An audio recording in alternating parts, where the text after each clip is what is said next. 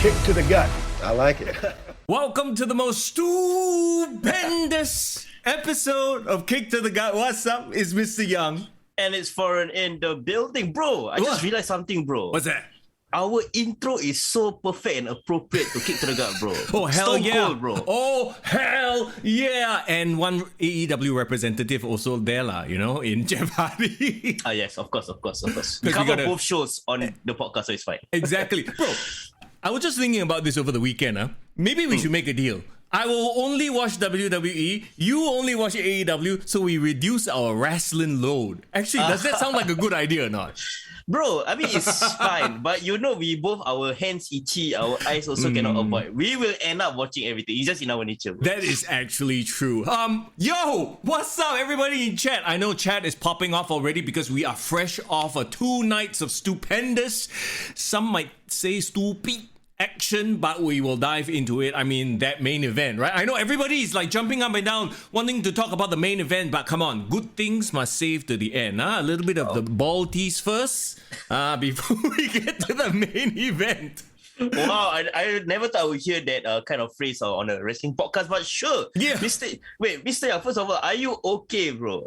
Have you had enough sleep, bro? No, bro! I'm going to pass out right after this.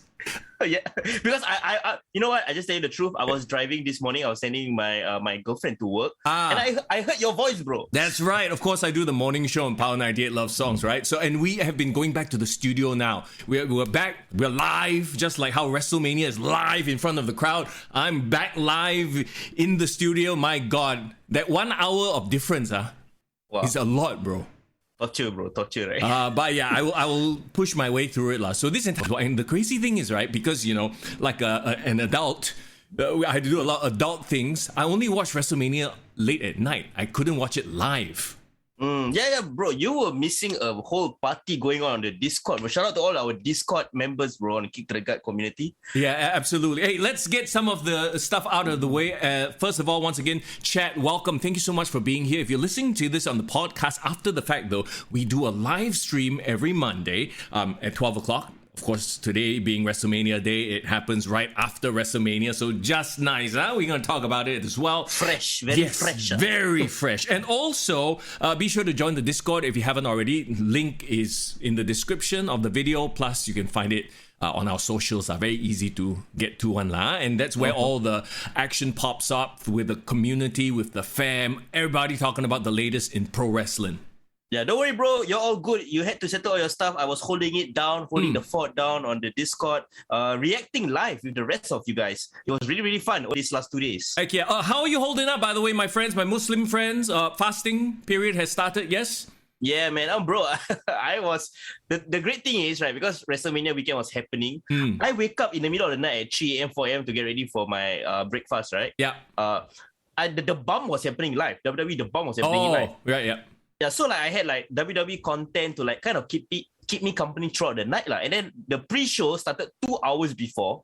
So after my breakfast, I was thinking, should I nap a bit before I start my day? But then the pre-show started coming out. So I was like, I haven't slept yet as well yet, bro. So I'm gonna die after this podcast. Basically, we are all running on adrenaline. Very good, because there was a lot to be, excited about. Let's not, lie or anything like that. But okay, as always, if you want to take your support of the podcast one step further, we have a Patreon page. Link is at the bottom. Yeah, lots of great content there. Different tiers, whatever feels comfortable for you. We want you to feel comfortable, okay? And if anything else, you being here makes up. Thank you very much for the support. We love you. And let's get down to it, because goddamn, it's a long-ass weekend of wrestling. I feel like this week I'm not going to play any wrestling games or watch any wrestling. Actually, no. Cannot, because the Raw after WrestleMania is usually plus Veer. Bro, I gotta watch Raw for Veer. You watching Raw for Veer? I thought you were gonna watch Raw because when you said adrenaline, right? Something came to my mind, bro. Adrenaline in my soul. Okay. Blah, blah, blah, blah, blah, blah. We will get to that. I know, a little bit of another ball tickle right there for you. Yes. Tovakin, Edison, Irvin, Rishi, The Shadow, Muhammad Daniel, Nasri, The Next. What's up? How are y'all doing? Plus more. I'm sorry if I miss anybody's name. Yeah, thanks so much, KK. I know WrestleMania is a reason for more people to come on the online podcast. Please, guys, give us your grades once more because some of you gave your grades previously for night 1, but share with us your grades for night 2 because I kind of want to compare and contrast. Right. The grades for tonight lah. And here's the thing.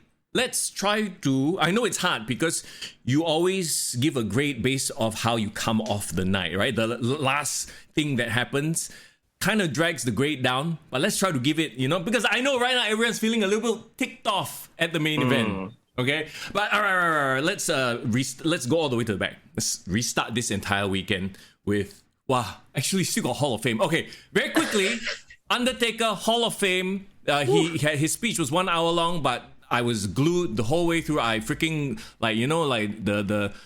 you feel misty the whole way through. I don't know about you, but I felt like emotional, bro. Yeah, I loved it, bro. I know it was an hour long, yes. And I know maybe that's the reason why the rest of the inductees, their speech was very, very short. Well, to be fair, do you really want to hear Scott Steiner go on and on? It made sense. It made sense for The Undertaker to sort of take the main stage. He was the biggest name there anyway as well. So, what was your takeaway from the Hall of Fame? I like Taker's way of doing it. Like he had his mic, it was like a live mic. He was walking around and they kind of like showed all his costumes. I thought that presentation was very, very cool. Makes it unique. Yes. But not a fan of it happening in the ring. I preferred the old school version where it was really on top of a stage for like a dinner. Yeah, just my personal opinion. But I know they want to kind of incorporate the crowd. And actually it was kind of smart to make it happen right after SmackDown. I think the placement was fine as it is. But yeah, overall this was a much better Hall of Fame than last year. Yeah, well, I mean, it's very hard to compare to the last 2 years because, I mean, last year, technically, they were a little bit out of the pandemic already, but still there was a lot of hesitancy, right? Everything was sort of like thrown together, pockets of, the arena not filled up because of COVID-19 and stuff like that. So like this year really felt like, okay, we're back to normal. This year's WrestleMania felt amazing. So Hall of Fame, like you said, I think it was a good idea as well to have the crowd there for SmackDown. So they get a bit of wrestling action followed by the speeches. I wonder how all those wrestlers that perform during SmackDown itself, they faster go home or faster go change, do up all their makeup right after the show. I mean, that was pretty like Sasha Banks performed, and then she came out in a dress after that. Have to. They have to show respect, right, for the Undertaker. Can you imagine the guy who's like, you know what, fuck it, I'm gonna go home. That fella kana only no, he kana black mark already. Apparently Rousey lah kena but she walked out because of a legitimate reason. Apparently she had to put her kid to sleep. Okay. Parent problems. Yeah, parent issues. Okay, so there was that. Anything else, Champa? Other than the fact that there was an Andre the Giant Battle Memorial and it was basically the WrestleMania pre-show, right? SmackDown. Yes. And, okay, I know a lot of the internet, and personally I was like super upset about this, but Finn Balor, Damian Priest, Rick Cockett. I mean, what happened to your mid-card titles? Not a single one represented on WrestleMania. Fine, you don't give me... At least they didn't have the 24/7. Can you imagine if there was a 24/7 match? No, I can't, bro. I was doing some research trying to find out where there was mid-card titles defended on WrestleMania. Apparently, it was on WrestleMania 30, which was actually a pretty amazing WrestleMania. Do you realize that? Is that a good or a bad thing? No, it's in a way WrestleMania 30 was the last show that didn't have any mid-card titles, but they still managed to put on a good show.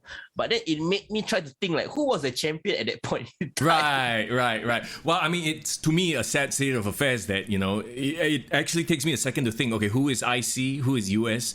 Yeah. It just means that those titles have been devalued for the past couple of years. Irvin brings up a point. Apparently, they're saving the mid-card titles for the Raw after WrestleMania. Sure, to get, let the main... And besides, now that you have one main champion, maybe the other two titles will get a little bit more of a highlight. Kind of like what AEW does with the TNT title. Though I will say the TNT title got too much of a shine over their World Championship for a while.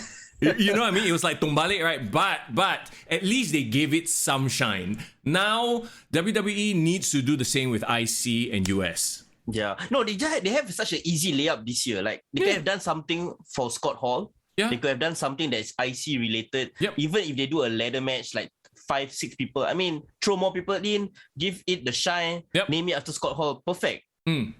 Yeah, it would have been a perfect way of highlighting. But I guess if as you have seen, they have more time putting out video packages than actually having matches on WrestleMania. So to be fair, the video packages, you need a rest. You can't have action, or you will burn out very fast. I think that is the point, right? Like you need a break in between. People need to go pee, go and buy snacks at the arena. For us, if you're watching at home, we need to go take a toilet break, do adult stuff as well. So I get it, but also it sucks. Anyway, let's get to Stand and Deliver, shall we? Yeah, let's get this out of the way. Come. Okay. Look, man, I think I'm spoiled because of the black and gold brand. After watching Stand and Deliver, it felt like meh.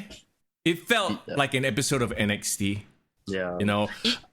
It hurts because NXT Stand and Deliver was also given a shitty placement, like the timing of it. Yeah, it is 1 a.m. for us here in Singapore, right? Yeah, but it was like Saturday afternoon. So like, who's gonna be busy watching that when everyone's preparing for WrestleMania? It's for the people who didn't buy the tickets, couldn't get a ticket to WrestleMania. I said, okay, never mind, I'll go and watch Stand and Deliver. Yeah, because it was live at the Performance Center, right? No. It was at the America Airlines, so in the same state, in Dallas, Texas, but in a smaller arena. Okay, yeah. So American Airlines was where they had SmackDown and they also had like Hall of Fame. So okay lah, can probably people who are like, okay lah, I miss a bit of WrestleMania night 1, I just go watch this lah. Exactly. Or unless you like some super hardcore fan, you bought tickets for everything, then like you got your money's worth, I guess, on the trip to Dallas. Well, good for them. More power to them because they got to see and a bit. Okay, no lah. Okay, please tell me all the matches that happened there. Okay, I don't didn't even have anything that stick to my mind. Yeah, I didn't watch the kickoff show, so it was Raquel Gonzalez and Dakota Kai defeating Toxic Attraction, who, like I said before, they really need belts. I think Gigi Dolan and JC Jane are not ready for things by themselves with no titles, right? Also, Raquel showing up last week on NXT and reforming this bond with Dakota Kai makes no sense. Dakota Kai stabbed her in the back. Why are they friends again? They run it back again. Like, what is like, how to say? You're taking 5 steps back.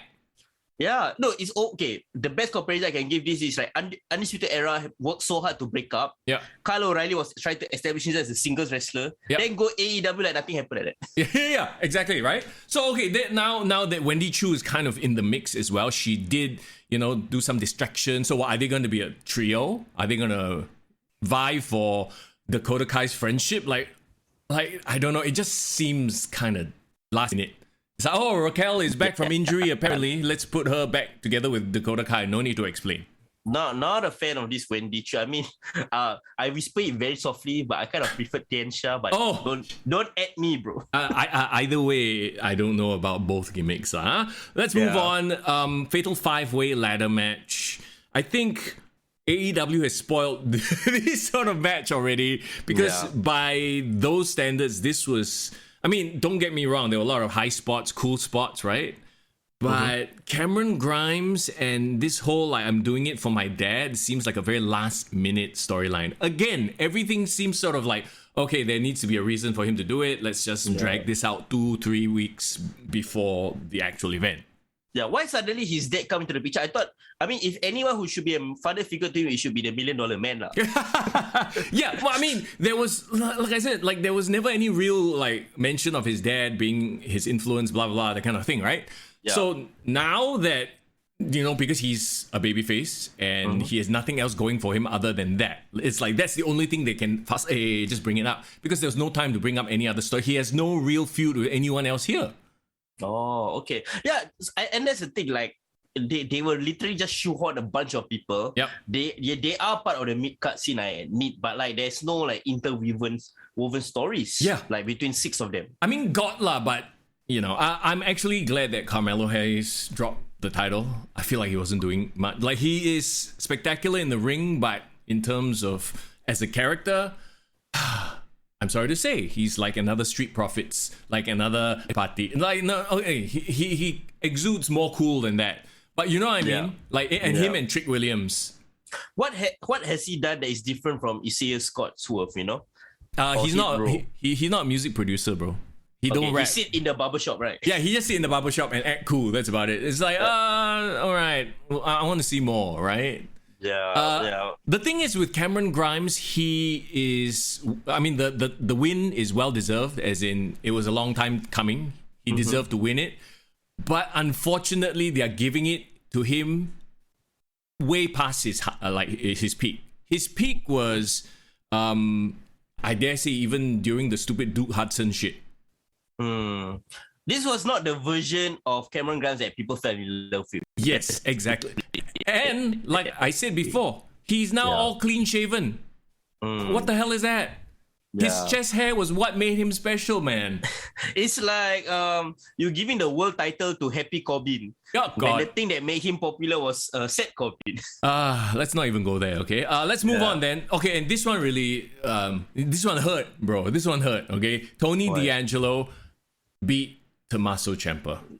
Yeah. I mean, look, I get it. Tommaso Ciampa set the bar very high because he's, had classic feuds at NXT with Johnny Gargano and so many other really, really amazing seasoned talent. And I get that Tony D'Angelo is new and they didn't really click. So it was just blah. And then the ending where this other guy, I guess that's, I don't know. I don't even know who that guy is. I was like, wow, this left like a bitter taste in my mouth. Yeah. Okay. I was never sold on Tony D'Angelo. I mean, stereotypical gimmick. He hasn't done anything in the ring that's cool. Like at least like Rich Holland, like okay, he got his body going for him. Like Tony D'Angelo just felt so bland. Yeah, and no, bro, I agree. Now he has a little lackey, which is okay. They both look bland. Yeah, but then the thing is, like, the thing they said, which I think I'm trying to infer what you mean is the way, I guess, they are kind of shuffling Ciampa out the door. This is his one song, apparently. Even Triple H came out, to say goodbye to him, and like, the last black and gold star they have left, right? True. Like, I don't say that about Robert Roode or Dolph Ziggler, because technically they're Raw guys that have come back to, run a program. So, yeah, it sucks. Of course, now that means Tommaso Ciampa is going to the main roster. I hope it's not just that his contract is up and then he's going to disappear. That would suck, right? Yeah. But Ciampa is too great of a character not to be used, lah. It's going to be sad when he shows up on Raw one day and he's like, Thomas Brand or some shit, like some new name, like Thomas who the hell? Not Ciampa, bro. Like Butch Part 2. Yeah, exactly, right? So yeah, maybe that's why Triple H was so emotional, because it's like he's like because they both had the beard, so they look yeah, in a weird way, I guess. they look like clones of each other, right? So yeah. You can tell that Tommaso Ciampa was like his favorite, or one of his favorites. They have that connection, right? It is what it is. Okay, let's move on then. We have a triple threat match for the NXT Tag Team Championships. This one features MSK versus Imperium versus the Creed Brothers. All right, we lost you for a second there. No worries, we're good. So what do you think? We're back. Yeah, did you watch this triple threat? I watched a bit of it. I watched right at the ending sequence. I know who won, I guess. But overall, I mean, your thoughts first, bro. Okay, I think I know what they're doing. I think they're going to turn MSK heel. They have to, because the crowd kind of doesn't care about them at this point. And the Creed Brothers, they've been getting cheers. They're heels, but for whatever reason, everyone loves them. They're still green. So maybe that's why they haven't won the titles yet. But I think it makes sense for MSK to win so the Creeds can chase, and then finally they do a double turn, or at least MSK turn first, and then, the Creeds get cheered. Yeah, they've been trying to push MSK like this, like huge babyface NXT team, but it's just rubbing the audience the wrong way. Go with the flow, man. Like if the audience doesn't want you to be face, then just do it. But bro, what is up with Imperium's new entrance, bro? Oh my god, bro! I thought at first I thought it was just Fabian Eichner and Marcel Barthel. I thought like, okay, the tag team, the two of them, they have their own. But when Gunther came out to the new one also, I'm like, bullshit. I was like, come on. That was like one of the best parts about their presentation, bro. Why would you mess with that? It's not like a copyright or rights thing, is it? It cannot No, be. it's free, copyright free Yeah. music. It's been like around for hundreds of years. Yeah, that song is a classic piece, so you don't really even need to license it. I don't know, maybe the new theme song they can license, and They that's can make money from it, maybe. Oh, but there's anyway, and they changed Gunther's name already. Might as well change his fucking song, But right? it wasn't even like good, you know? Like, was it even memorable? Like, I don't know. It just No, you can tell they tried to use like some of the tune, like the notes. classical elements. Yeah, but no, just no. We are discerning music connoisseurs. Okay? We know the difference, and it sucks. It sucks. It's Yeah. terrible. Referee Ryan, how are you doing, by the way? Also, Jason from Brunei, it's good to see you as well. I wasn't feeling this triple threat tag team match. Try as they might. Nah. So far, there wasn't any like NXT takeover worthy match Nope. in the nope. card. If you think Yeah. about Black and Gold brand, yep, absolutely not. Next up, Mandy versus Mandy. Cora Jade, Kaylee Ray, Io Shirai. I'm not gonna lie, by this time I actually kind of lost steam already. Yeah. Very ironic that you lost steam when Mandy Rose appears on your screen.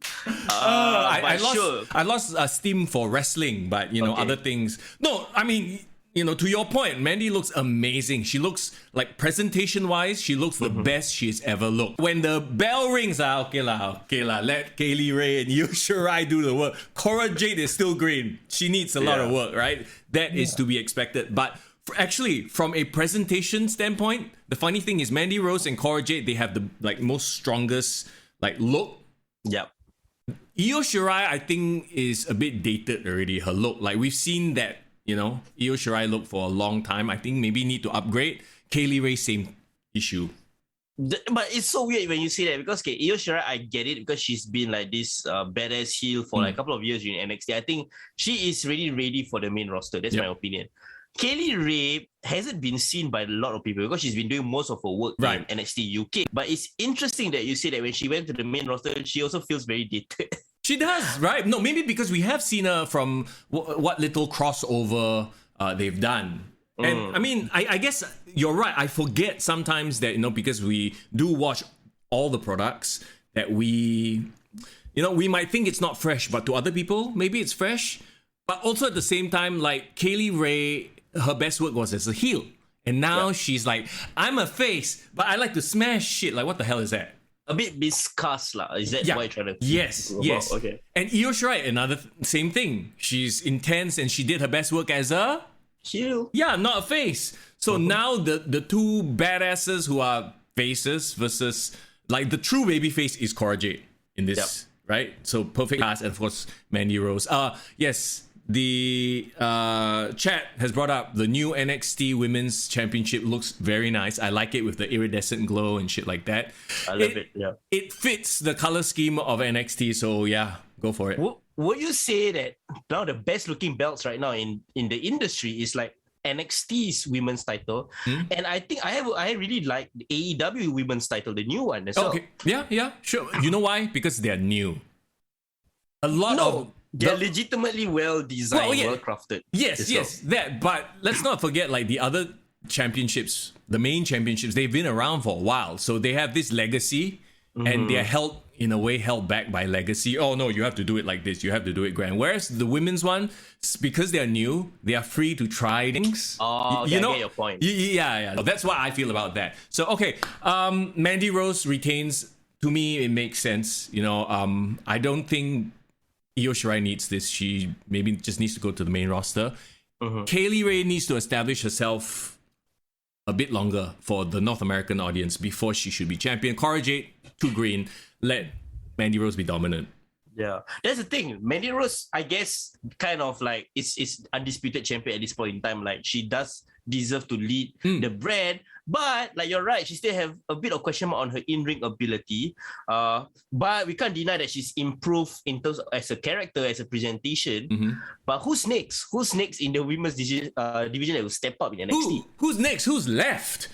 You know, is it going to be Raquel again? It looks like Raquel is going to be involved with Dakota Kai and Wendy Chu somehow. So We'll wait and see, huh? Okay, let's move on. Gunther! No longer the awesome music versus LA Knight. Also, I think somebody in chat mentioned it. He's lost weight. You can see his abs and everything, but does it feel weird? Like, he looks weird to me now. Like, his head too big. Okay, first of all, I think Gunther is kind of like a very good-looking Australian man, I must say. Sure. He got a piercing, you know. Even when he was a bit big size, you still look at him like, wow, like, you know, like you won't want to mess with this guy. You don't look a bit badass. But like, you're right.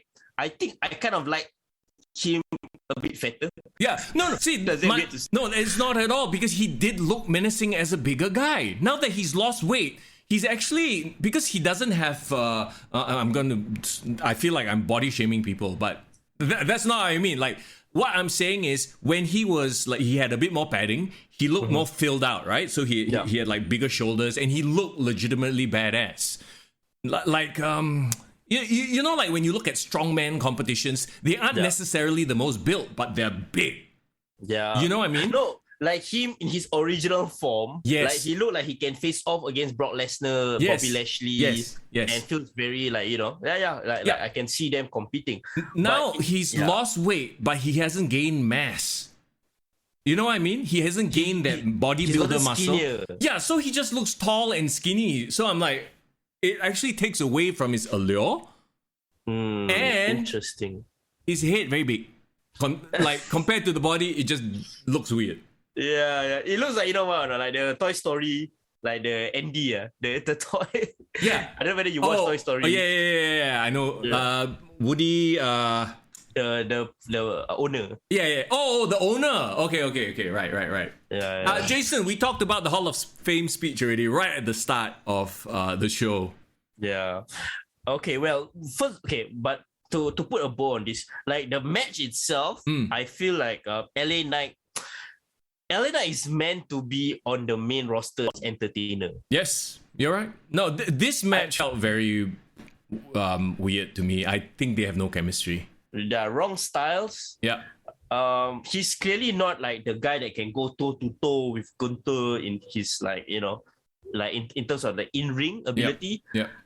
But I just feel like, why are they wasting time with like wasting time with LA Knight in developmental? Like, he's in his late 30s already. Yeah. He should get the Damian Priest push, like, for me. Like, he should just go on the main roster and like mix it up. Well, LA Knight, maybe he's going for the main title next, and it would look very good. It would make sense, right? Considering who is the champion right now. As we get to that, once again, let's put a cap on this match.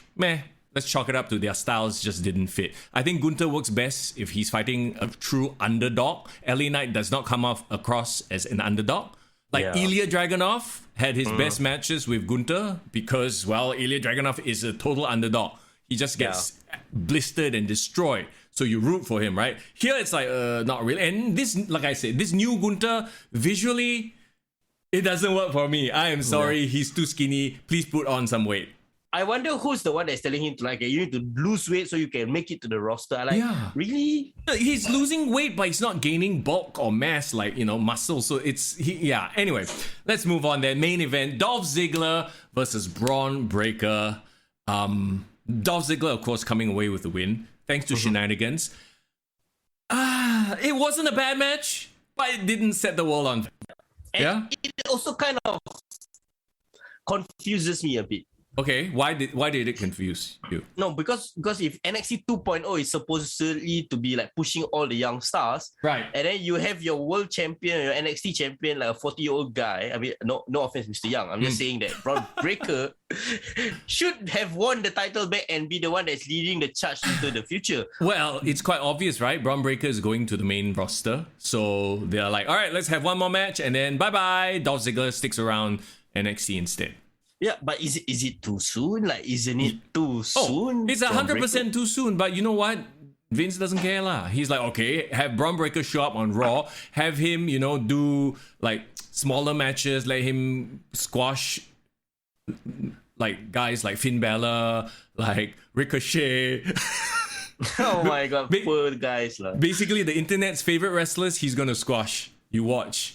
maybe I think Vince is kind of realizing that, oh shit, he is losing that next generation of stars. There's not enough coming through. So I think he's trying to push them as fast as possible, maybe. Yeah, and of course, bank on the whole Scott Steiner and Rick Steiner Hall of Fame thing. Well, here's the thing also, like, wasn't it just a few years ago, this Scott Steiner was barred from backstage? Like, there was a sour relationship between them. All of a sudden, they're like back. So I wonder if a condition of getting them into the Hall of Fame is that, hey, you better put my son main roster.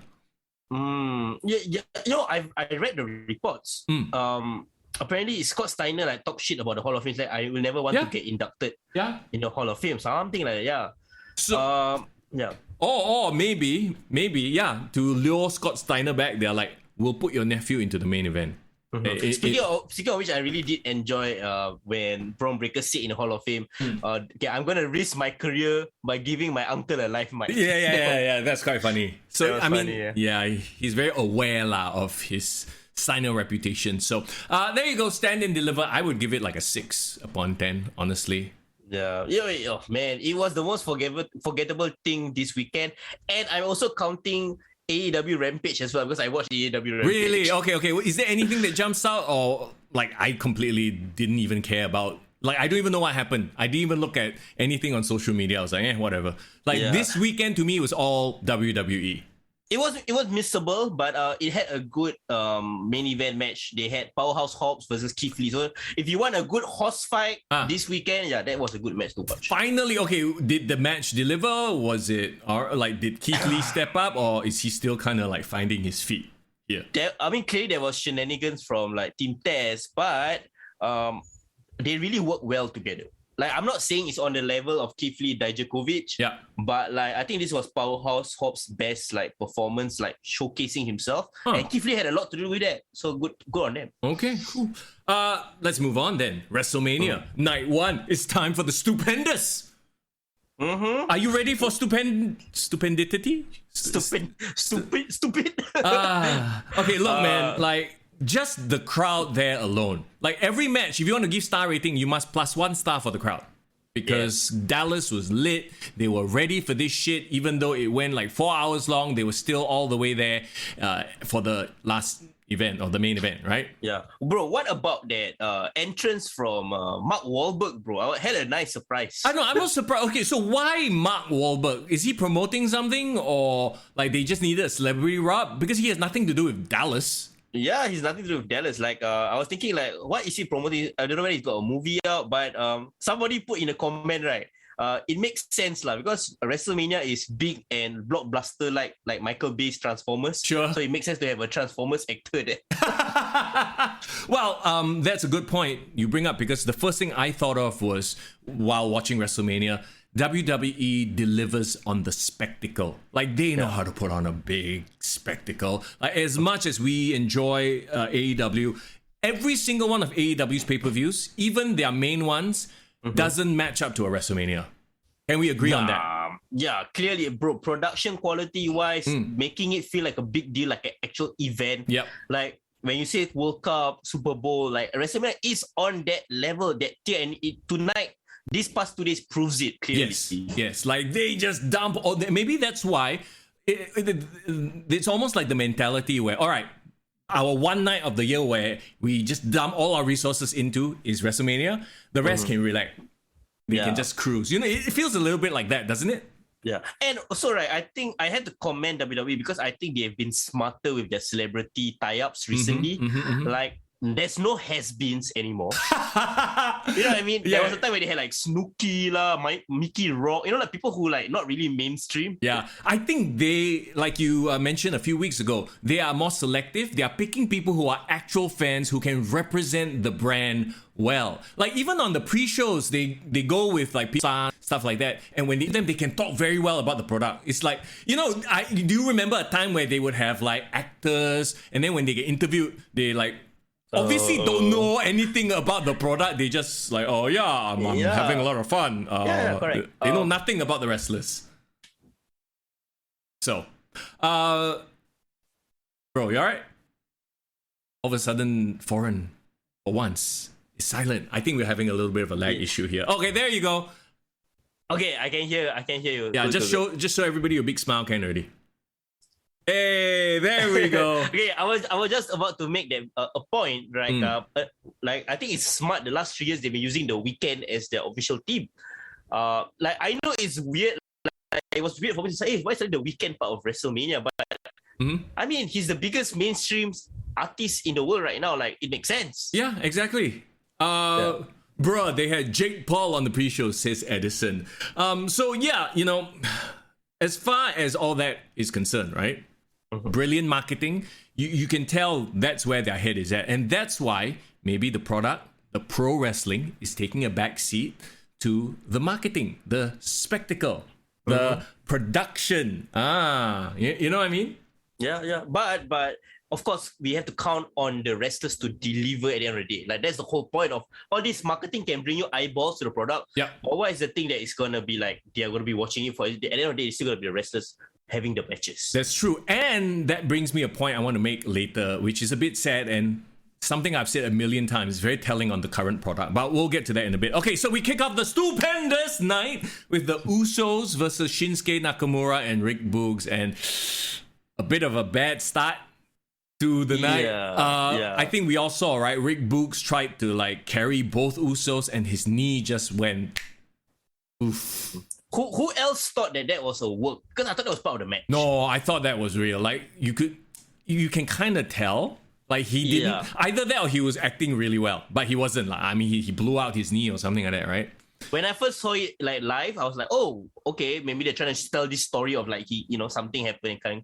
But yeah, you're right. Because the match suddenly just ended very abruptly right after. So it's very hard for me to judge this match because the rest of the match was completely fucked lah. And I'm pretty sure that Rick Boogs and Nakamura was supposed to have won. Oh, I thought so too. You know why? Yeah.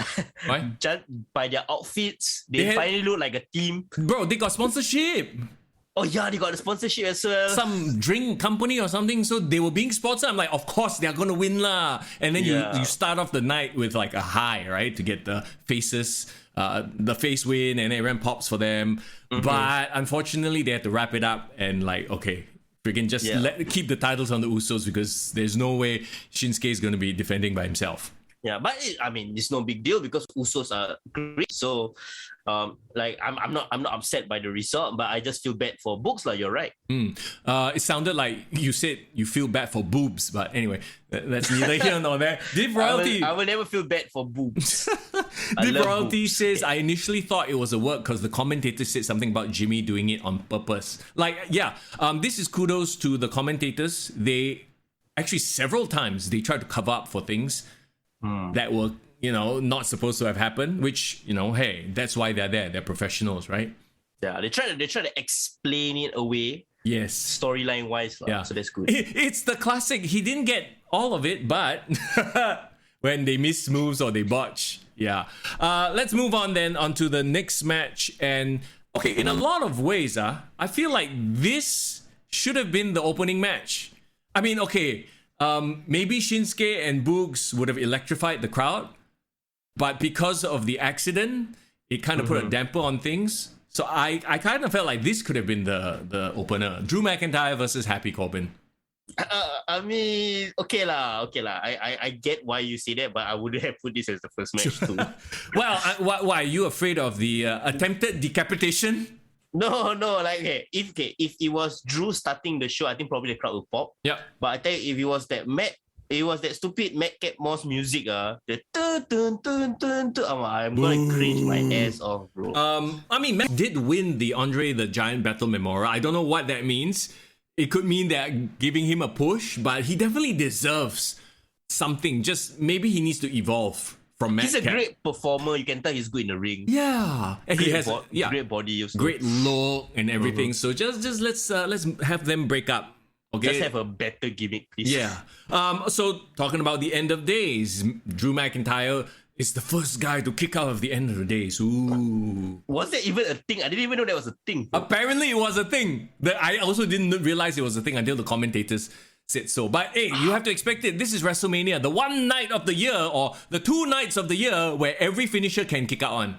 Bro, how the hell did he manage to stay all these years and not have his finisher get kicked out. Apparently, the end of days is a very protected feature, more protected than the super kick at this point.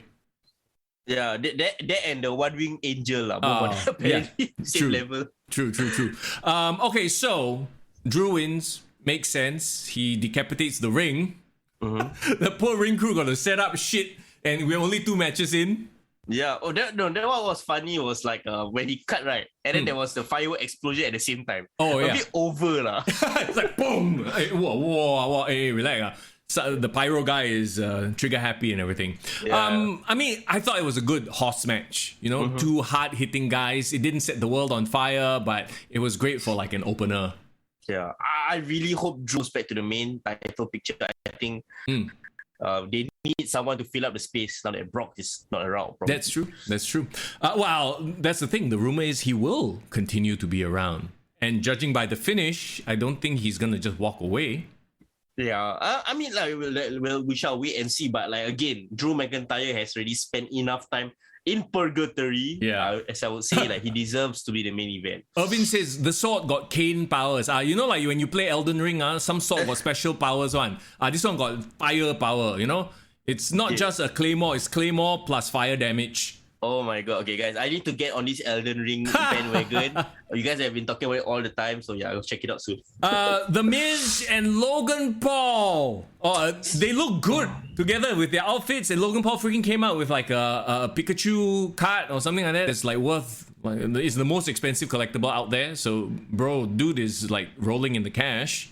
But isn't that like a thing that he posted on, like, there was like some social media story about him getting scammed? No, okay. So yeah, he bought like a whole bunch of like Pokemon cards, like very rare packs. Turns out they were fakes. No, but he has showed up, like, I can't remember which boxing event he showed up with a Charizard, which is worth like millions or something like that. Or I think maybe several 100,000. So I have no idea how a Pokemon card has reached that level. Wow. He's just showing off wealth. That's all he's doing, right? Yeah. So, yeah. But he looks good in wrestling gear, bro. He almost like he can be a proper wrestler. Well, obvious. He's not a trained professional. You know, they kept his involvement to a minimum. At least Dominic did show off some new moves. Yeah? Yeah. And new moves and new amazing outfits, bro. All Love right. the outfits. Homage to his real father, Eddie Guerrero. No, I'm kidding. Who's your daddy? Homage to Uncle Eddie, of course. Yeah. He wore that outfit, I guess, when he was teaming up with Art Bar. Yes. It's called, they were this team called Los Gringos. Bro, don't ask me how I know all this information, but I just do. And Art Bar was apparently the guy who taught Eddie the frog splash. And when Art Bar died, he took it as his own, as a way to pay tribute to his former tag team partner. So I love this history and tradition being passed down by Dominic. Yeah, bro, you like when Logan Paul did then the shoulder shake and did the Eddie Guerrero stuff? Bro, that is such a heel thing to do, bro. Heel heat, bro, heel heat. I mean, you know, I still think Bad Bunny had the best WrestleMania start. Like, Logan Paul wasn't bad, but he wasn't good lah. He was okay, like, but Bad Bunny was like having actual matches, was selling and doing. Yeah, but it's hard for like, I think it would be more impressive if the celebrities as a baby face. Celebrity as a heel, you can't really be impressed by anything they do. Yeah, true, exactly. You can't have them do amazing moves. If not, the crowd will just go, ooh, wow. I did not expect that. Did you expect The Miz and Logan Paul to win? No, not really. Because I thought, like, since WWE 2K cover star is Rey Mysterio, they will let him win. But I guess they're trying to do Miz versus Logan Paul in the future. I think maybe Logan Paul just had so much fun. He's like, can we do more? Then they're like, okay, mainstream attention, right? So yeah, we get Miz versus Logan Paul. I don't know how the audience, the WWE universe will take to Logan Paul, because technically now he's the face because the Miz turned on him, right? And you can easily spin this. Oh, the Miz was upset that Logan Paul got more attention because Miz is such a glory hound, blah, blah, blah. But nobody's gonna fucking cheer Logan Paul lah. People are gonna cheer the Miz. Yeah, so it's gonna be weird. He's gonna get cheered. Early predictions. SummerSlam, they're gonna have a one-on-one match. SummerSlam, not WrestleMania Backlash. I'm thinking WrestleMania Backlash then. Wow, straight away. Yeah lah. Just to extend this whole, collaboration. because these celebrities, they kind of come in waves, and after that they'll fuck off for quite a long time. So I don't think this will drag out to SummerSlam or Survivor Series or anything like that. I feel like, okay, now he wants to stay a little while longer. We have him till the next pay-per-view. Okay, we'll just do it at Backlash. I mean, if he wants to do it at Backlash, it will be a much better match than the match he had in Backlash last year. Which was who? The zombie match, remember? Oh, jeez, yeah, you're right. Oh, no. Anything is better than that, bro. Anything is better than that. Yeah. Okay. But overall, I mean, it was a fun match. And he kind of showed out and proved a few haters wrong. So good for Logan Paul. You know, watching this card, right? It's almost as if you just deleted the first two matches, the real like if you want to watch a shorter version of this pay-per-view or this premium live event, you can watch from Logan Paul and Miz onwards. If you think about it, because the first two matches were just kind of there, right? It was just kind of meh. It felt like a pre-show match. Yes, like Logan Paul and The Miz, yeah, they bring the hype, celebrity, you got the Mysterios, very like crowd favorites, and then you get into the good stuff because the next match was Bianca Belair versus Becky Lynch. Yeah, this match was when I really started to pay attention because you have to understand we just woke up right 8 o'clock, so we were like like very groggy lah. So we weren't really focusing on the first few matches, but this match. Whoa, caught my attention all the way, man. It was an awesome match for me. I mean, we know what these two are capable of. I am not surprised in the least that they came out and they showed out, right? Yeah.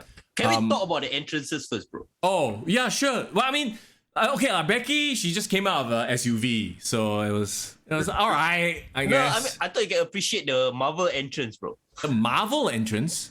No, don't you remember, like, before she came on an SUV, they had like this video package playing all her hits. And then like the logo of her name like started coming out. Right. I know what you mean. Yeah, I thought that was cool. But then she comes out in the car. You know what I mean?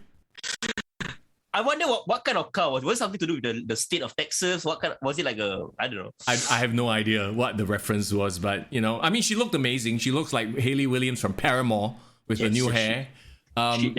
Bianca Belair comes out with like a full-on, was it a band, right? Yeah, military band, I think from Texas, like one of the high schools. I as a band boy growing up, I personally love that. Band boy? I didn't know they had rappers in band, bro.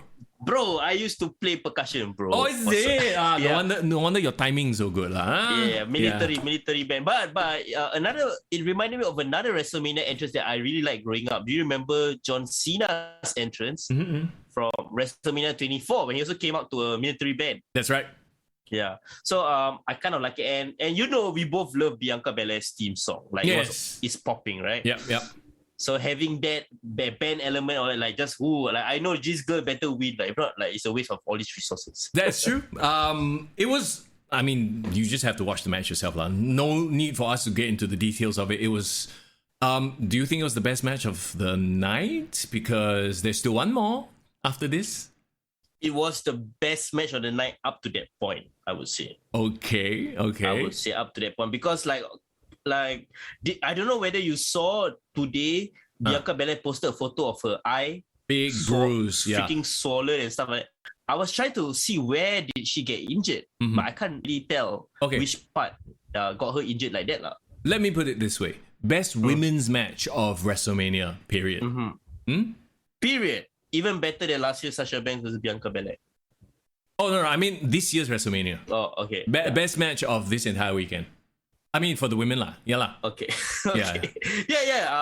I can't disagree. It was the best. It had the most emotion, the most story, and they were pulling out good moves. Yeah. But bro, their aggression, they literally felt like two people who hated each other beating the hell out of each other. Yeah. It was the sort of thing like the lead up wasn't great, but the payoff was good. Yeah. You know? Yeah. Which WWE has a bad habit of doing, by the way.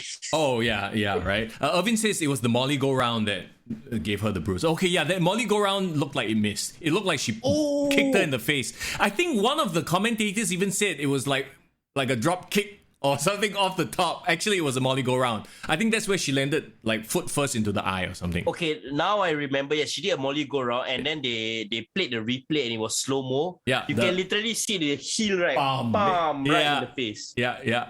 I enjoyed the hell out of this match, and it was like for me anyway, it was when I finally started paying attention. Like, oh shit. You know, because the previous matches, like you said, they were like, all right. And you must remember, I watched this in the afternoon, not in the morning. Like, I had a busy morning. I didn't watch it. I watched it late. So, not just about sleepiness. It's about, this match actually started bringing out the emotions and stuff like that. Yeah, watching this live and seeing the rest of the Discord community kind of reacting to everything that was happening. There were moments that actually people thought Becky would win. So she managed to give that doubt a bit, back and forth. I wonder where they go with this. I still think that Bianca does and did her best work as a heel. Well, the thing is, I think Bianca is too popular right now to be a heel. True.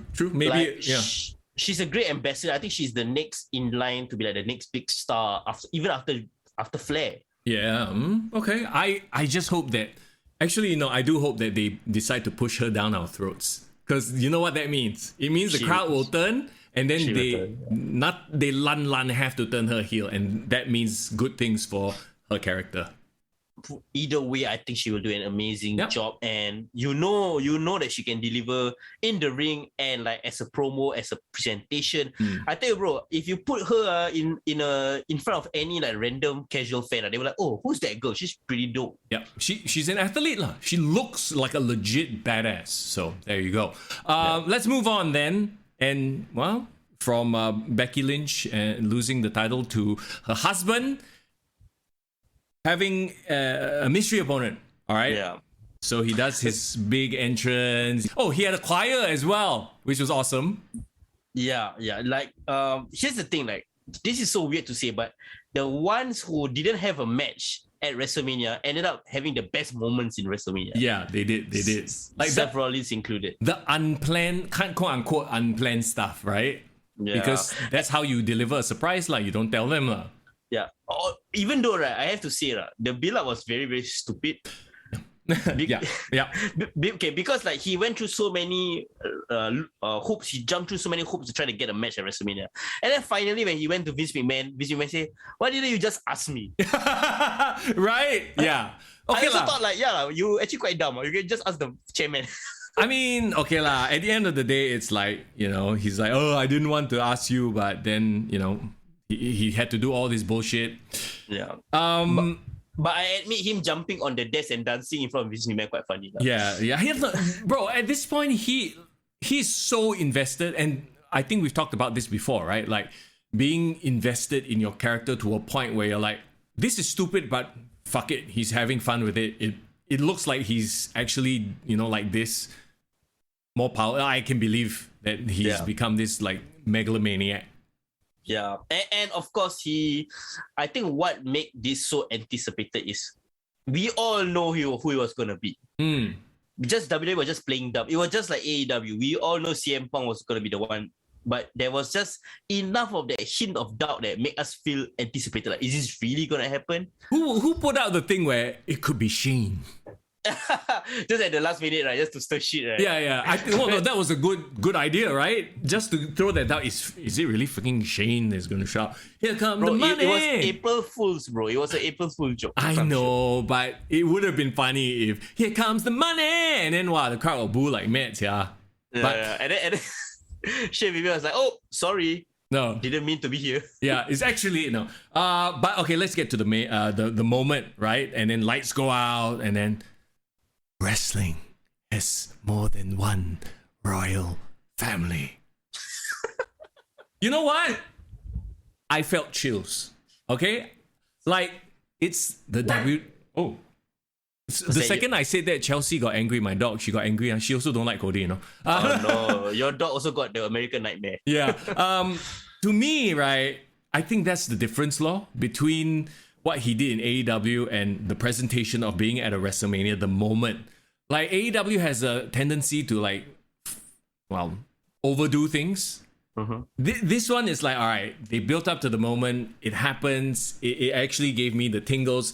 It happened on a big stage. They didn't try to downplay him. They made him a big deal, right? The same music. Yeah, and it felt like a homecoming lah.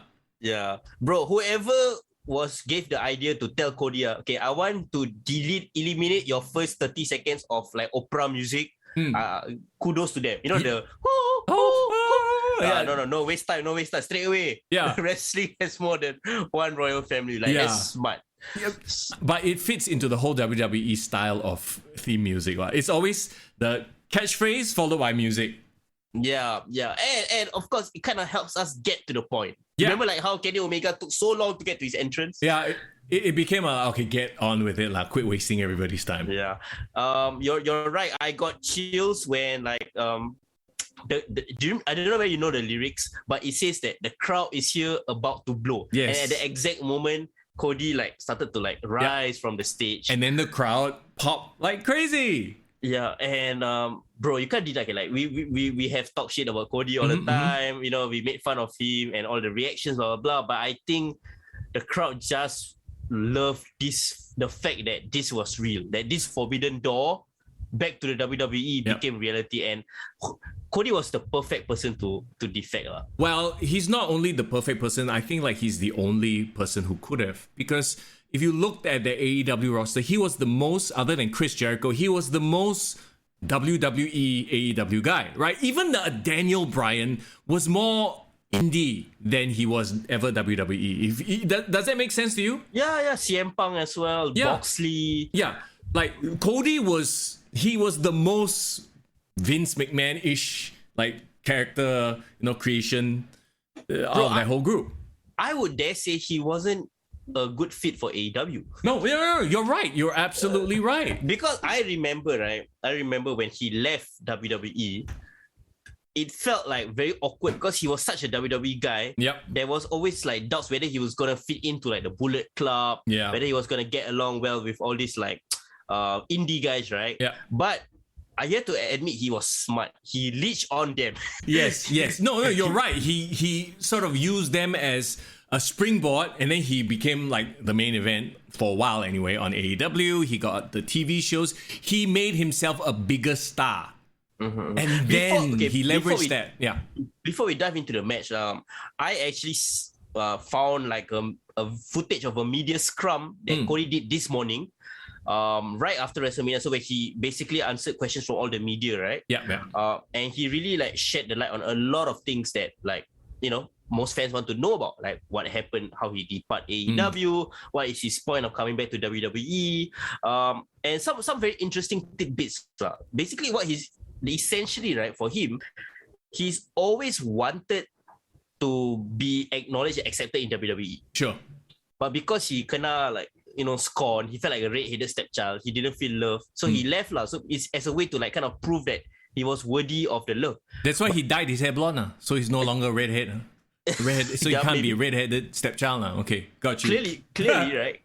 And also I think it makes so much sense because like if you see, if I was all my life I just wanted to be a champion at this one place, and this one place don't want me, I angry, I become Anakin Skywalker lah. I go fuck off, go to the dark side. Yeah. Build the complete opposite, just try to scorn people. But then the one time the opportunity came back, I also want to come back because that's the whole point, right? Like to actually achieve his dream, and now he's used the other side to sort of elevate himself so that he can come back and do that. Is he going to be the guy that dethrones Roman Reigns though? I don't think so. So it's a very interesting situation because, and I mean we'll get to it later, right? But now that you do have a unified champion, then it makes it so much harder for everybody else to even be the guy, the next guy. To rise to that level, right? Yeah.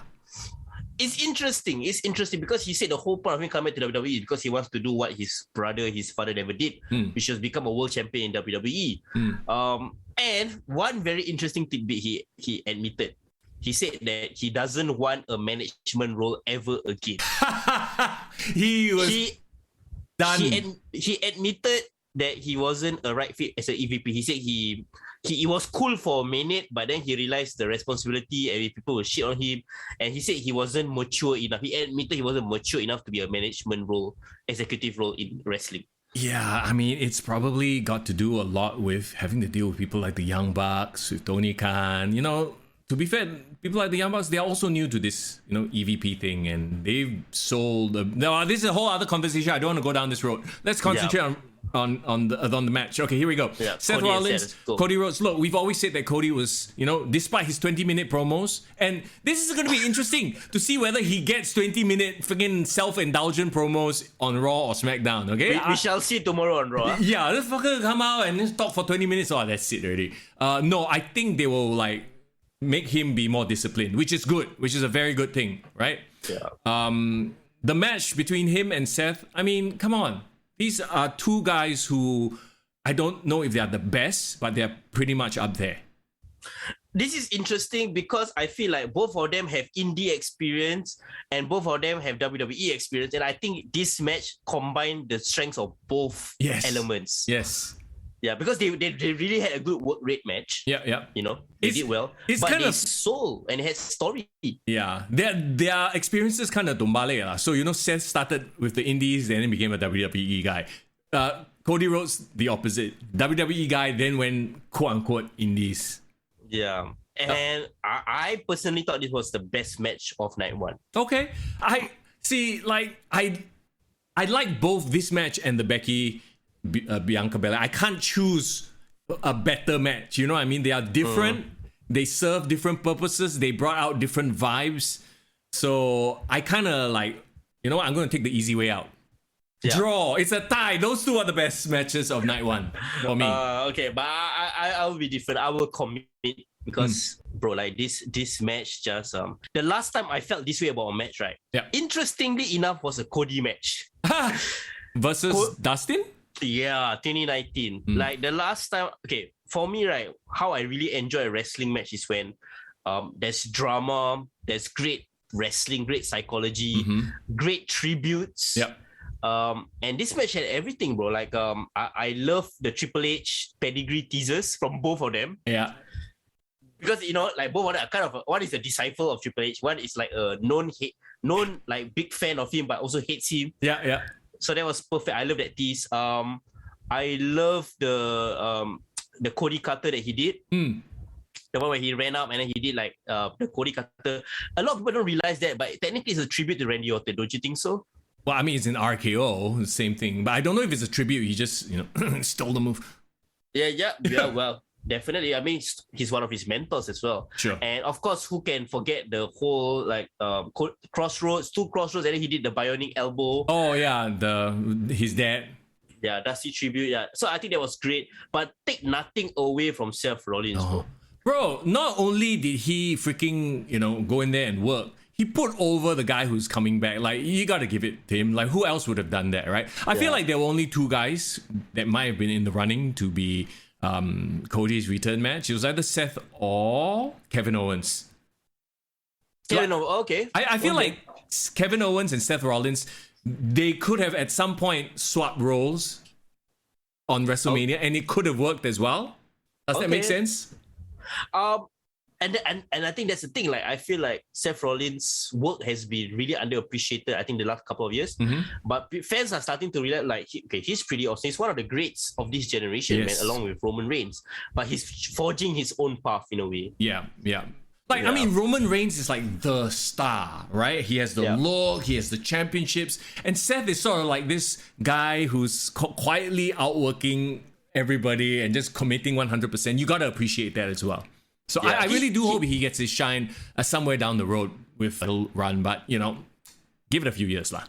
If I were to give an Attitude Era comparison, I think he really is the Triple H of this roster. Like, he's the guy that everyone works with to get a better match. Yep. He is, even though Triple H, people say he is like what do you call it? Forever like pushing people down. Yeah. But he actually does bring a lot of people up. He actually makes a lot of stars. Oh yeah. I mean, and he held the fort. That generation where Austin was away and then The Rock went away to Hollywood as well. So let's not forget that. And all this Triple H love will, lead to something a little bit later on that happened today, right? So just very quickly, let me catch up with chat here. Sir Hus, what's up? He says, same thing as work. People kabut, gain experience, come back, get more pay. See? That's exactly what Cody did. I think you meant cabut lah, but yes, correct. Oh, okay. Good. There you go. Cabut. Yeah. So... there's that. And then we kind of go downhill from here, unfortunately. Look, man, like, oh my God. Maybe this should have been the match that opened the night. Actually, no. because of what happens. Anyway, Charlotte Flair versus Ronda Rousey. We both sigh. We both don't know what to say. I know what to say. Go ahead. Well, you see. See, okay, look. We all remember Ronda Rousey's dominant run, and I remember thinking, wow, hey, she looks good, she's badass. And then now, like the match itself, you can tell Charlotte Flair carrying the whole damn thing on her back, right? Like, call it ring rust. Maybe the first round, because she was so dominant, it's like a Goldberg run, right? Like Goldberg comes in, does 3 moves, fuck off. That's kind of Ronda's run the first time around, kind of, right? So you're saying law of diminishing returns for Ronda? Yeah, this time around you're having her work a full-on match with Charlotte, go head-to-head, and she just felt one step off. The thing is, I watched their match, Evolution. Yeah. Was it Evolution? Or was it? No, Service. Yeah. In 2018, and that was a great match. But I think it's essentially that. I think it's just ring grass. I think they bring Ronda back and then push her to the moon when she was not a natural. Like, she's a natural athlete, but she's not a natural when it comes to wrestling, Yeah, she's not natural when it comes to wrestling or cutting promos. That's the other thing. Like, you want people to get behind her, so you barely have her talk, have her go in there and snap arms. That was her whole mystique. Now, she doesn't have that mystique anymore. She's coming out, doing promos, lackluster. She's smiling. It kills her whole mystique. I get that she wants to be a face, but you can't present her like that. You have to present her as a badass. Yeah, and like the match was just dragging. Yeah. It felt like a momentum killer. It felt like Randy Orton versus Triple H, or like Chris Jericho versus Triple H. Like they had there was the best match on the card, and then there was the next match that had to try to live up to it. Yeah. But it just wasn't meant to be. Maybe there's that too. They had to follow Seth and Cody, Bianca and Becky, so they're like, from a work, everything about this match, from a work rate standpoint, from a character development on Ronda's side, and then let's talk about the finisher, because apparently now Charlotte's finisher is a big boot. Okay, where did that come from? All of a sudden, I get it, ref shenanigans, ref bum, all that, she tapped, but okay, fine, you want to give Charlotte a way out, right? But a boot to the face, at least give her a spear or something. Hasn't she used the spear as a finisher before? Yeah, spear, natural selection, anything could have been better. No, but I was legitimately surprised. This was my first shock of the night in terms of like, that's the wrong person that should have won. Really? Like, okay. No, I'm fine with like Charlotte winning. It's just the finish was like a boot. Well, I wasn't fine with Charlotte winning because I feel like Charlotte has this thing, Charlotte has this Hulk Hogan problem. She will never let herself lose the big matches. Do you realize that? Yeah. It's like Asuka. Yeah, she fucked it up. Rhea Ripley. Remember? Yes. She lost at WrestleMania as well. Oh, Irvin says Lil Nate was the referee. Kelong. Referee Kelong. Hey, maybe this can be a whole thing, huh? Maybe that's why they dragged Lil Nate out for this. So it's the Flair conspiracy lah. Smart. But yeah, you're right. Like I just feel like, is this Charlotte Flair throwing her creative card? Really, against someone of a high status like Ronda Rousey, can she? Or is it just Vince loves her? Like, Vince loved Hulk Hogan, so he booked Hulk Hogan very strong, right? Back in the 80s. So it could be the same thing here. They're just booking her to be super strong all the time, never losing the big matches. But I wonder what this means for Ronda. Like, is this just one and done? No, cannot be. Why? She cannot like come in and then have some like flat finish and shenanigans. There has to be, maybe Backlash. Maybe she gets her comeuppance at Backlash. Yeah. So my question is like, Ronda, what's her future in WWE? Is she gonna stay longer for the long term? Try to avenge this?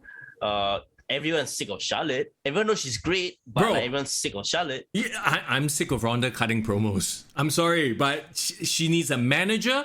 She needs to turn heel. She needs to hook up with Shayna Baszler and just wreck the division, whatever.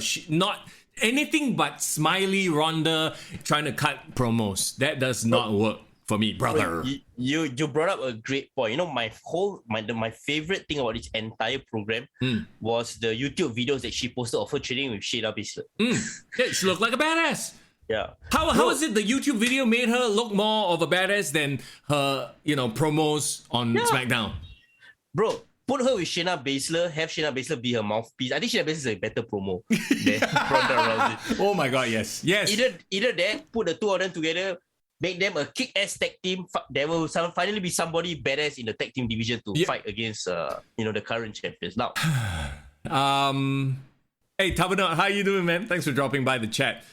Okay, so yeah, that happened. She picked up the win. There's probably going to be fallout from that to keep intrigue going into Backlash. I have nothing else to say about it because it felt flat. Thank God that wasn't the last thing on night one, because we always remember the very last thing, right? Like Vince McMahon himself says, like, it doesn't matter what happens, people only remember the finish, and the finish was the KO show. Kevin Owens, Stone Cold Steve Austin. I was a bit scared. Really? Okay. I was a bit scared because they were saying that they were promoting this as a Kevin Owens KO show segment, right? Yeah. And for a moment, that was what was happening. They actually sat down in the ring and they talked. Yeah. And I was like, this can't be the way it ends. Yeah, no, I mean, you knew that a stunner was, in the cards. It had to be, right? But I thought that they would just start brawling and then stunner, boom, end the night. Everyone happy, right? But no, they actually took it one step further. And, kudos to them. It's WrestleMania. They have to go all the way. They made an impromptu match. And, I mean, shit. And this is my thing. And this will rear its ugly head again and again. But the loudest pops of both nights have been Attitude Era stars. Nobody else is popping, except for maybe Cody Rhodes. But nobody else is popping big or this hard for the current guys and gals, which is worrisome, is it not? Yes, it is. It is like, okay. First of all, it's great. Kevin Owens got the rub of a lifetime. Mm-hmm. Who else can say he was in the main event of WrestleMania and he fought Stone Cold Steve Austin? Yeah. Like, in what is possibly his last match. Yeah, exactly. And I mean, let's be honest, it was not a good match by any stretch of the imagination. Even as a brawl, you just saw, you know what I saw? I saw Kevin Owens throwing himself around for Stone Cold. But the kid in Kevin Owens is probably like, fuck yeah, this is my dream. I'm doing it. Like, you know what I mean? Like, as he tumbles through the table, getting thrown by Steve Austin, I'm like, he's having the time of his life. Bro, I would compare this match to Ric Flair, Shawn Michaels. Not in any sense other than the fact that it was really Shawn Michaels wrestling himself. yeah, exactly right. See, that's why I say, looking at the roster, I feel like Seth could have pulled it off, and Kevin Owens did pull it off. So those were the two. Yeah. But now looking back in retrospect, I understand why Stone Cold came out of retirement for this. Yep. Technically, he left, like, he wasn't given a chance to retire. Yeah, he lost to The Rock, and then he like quietly faded into the night, right? He problems, and his was basically not by his choice, right? Yeah. So I think this was his way of like, okay, since it was Dallas, he said it himself, right? It was the first ever match he had was in Dallas.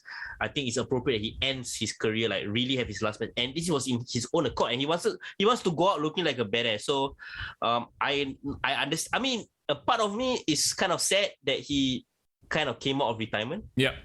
But then I was looking at social media, and then this blows my mind. But a lot of younger fans were like putting it out there, saying that, wow, I can finally, this is my first time seeing Stone Cold wrestle live or watching a match of him. When, like, I never watched him in his prime. Yeah. Like people saying, oh, I was born in 2004. I just missed the Stone Cold Attitude Era. And I'm like, holy shit, there's kids that is like never even knew what Stone Cold was. Yeah. And it's already 20 years old. Like, if they're born in 2002, they've turned 20, bro. So, like, they went through an entire lifetime not knowing the Attitude Era, Stone Cold. So, I think for that alone, that makes me happy because so these younger fans can see how great Stone Cold was, like, not is, but was. But once again, I go back to the issue that they have now. Like, arguably the peak of the business were these guys, Stone Cold. Undertaker, he got a huge standing ovation, like he should. He's a legend, right? even Vince McMahon, for goodness sakes, and we'll talk about that when we talk about night 2, but it's like, wow, that gets me a little bit worried, but maybe it's the nostalgia factor as well. You must plus stars for, nostalgia. Yeah. So in wrestling, nostalgia will always have a place. Look, man, my I had goosebumps like when he started brawling. Like it was by no means a good brawl, but god damn it, it's like the kid in me was jumping up and down. We hit the stunner and then the flipping off and all that shit. I was like, hell yeah. Yeah. Respect Stone Cold for taking that concrete bump on the outside. Okay, whoa, he's come here to play. Like he really is committing to this. Yep. I love everything he did with the beer, drinking beer every few minutes. There will be more beer consumed, over the 2 nights of WrestleMania, though. There's a post stating that who says this in chat? A post stating that Stone Cold appeared at exactly 3 hours 16-minute mark of night 1. Sure not. 3:16. Are you sure? Bro, can you take a screenshot of WWE Network and send it to us? Because I don't believe you, but I'll check it out on my own. So there you go. That was night 1. Now let's get to this morning's stupendous WrestleMania, night 2. I mean, okay, honestly, night 1, I enjoyed this. And it's hard to say that about a WWE premium live event these days. A lot of their events have been kind of like, creatively they hit a skid. But once again, a lot of this has to be attributed to the nostalgia factor. So let's say if you remove that last match, really you only have 2 matches that stood out. If you think about it, right? Yeah, kind of. I mean, you're including Seth and Cody, right? In this? Yeah, no, Seth, Cody, Bianca, and Becky Lynch. Those 2 matches stood out. The rest were just right. So if you took out WrestleMania, you took out the appearance of Steve Austin, it would just be kind of a average card, don't you think?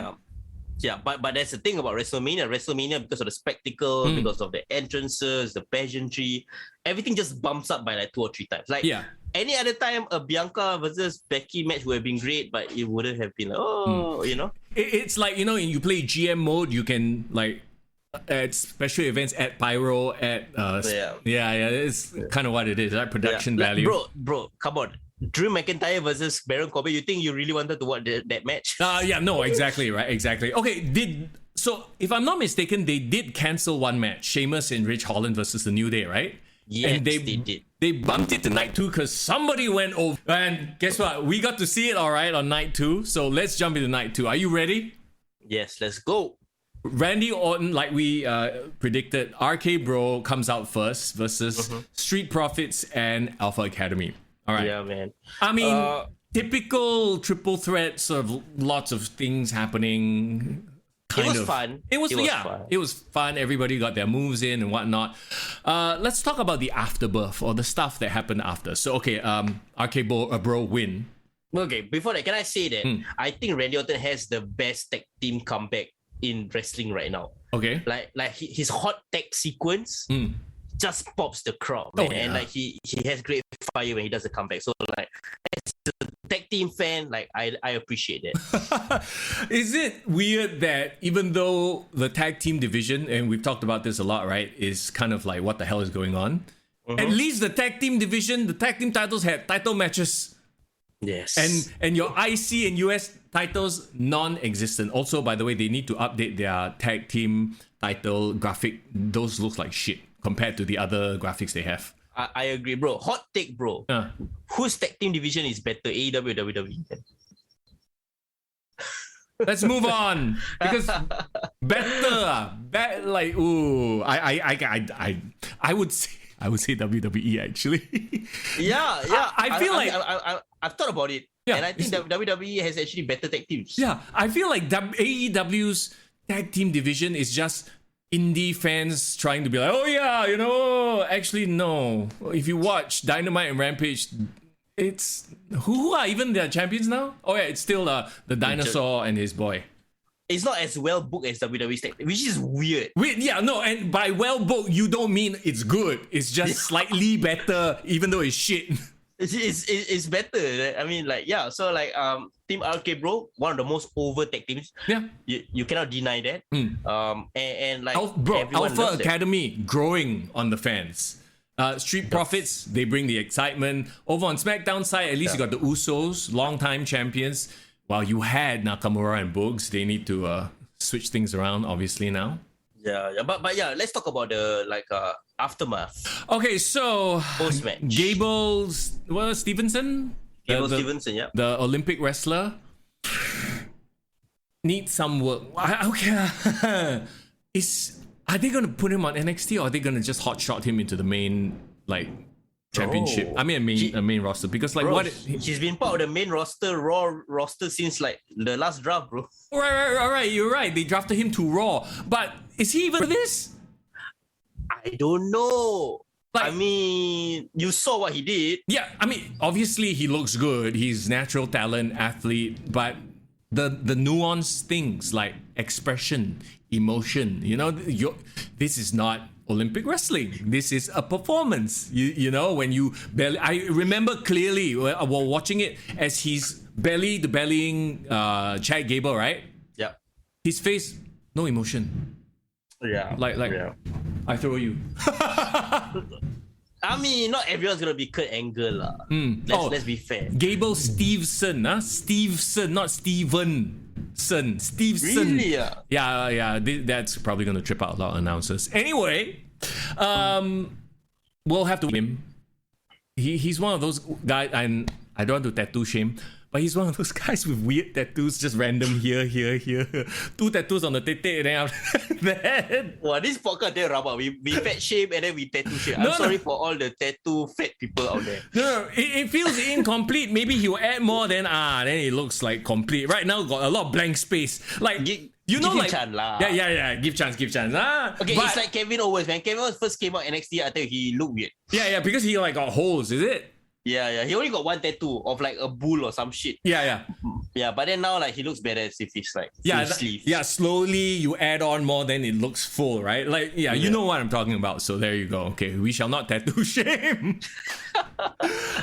The next match, I freaking roll my eyes. I was like, did we talk about this last week? Bobby Lashley's return and how I wish they freaking brought him back on the Raw after WrestleMania. Like, I don't know, maybe they wanted to give him a WrestleMania moment. Yeah, maybe he did. Maybe they did. But wait, let's hold talk on. about the positives. Before we go anywhere, Edison says, first storyline, Kurt Angle's second forgotten son. Yes! Let's go! Where's Jason Jordan? Bring him back. No, you know what would be damn funny? They repackage him. Jason Jordan returns and it's actually Gable Steveson. Oh my god. They had to play they had to play like a Maury Povich, like who's the real father. Yeah. And then bring Kurt Angle back for it. Oh my god. Yeah, that would have been awesome, man. But I love the fact that Gable had an interaction with Chad Gable. Gable and Gable. There's a name there, yeah. So that's good. Hey, can you imagine he recruits him to Alpha Academy. You got your Team Angle 2.0. That'd be dope. Actually, can you imagine a stable with the Creed brothers, the Gable, Otis, and Gable?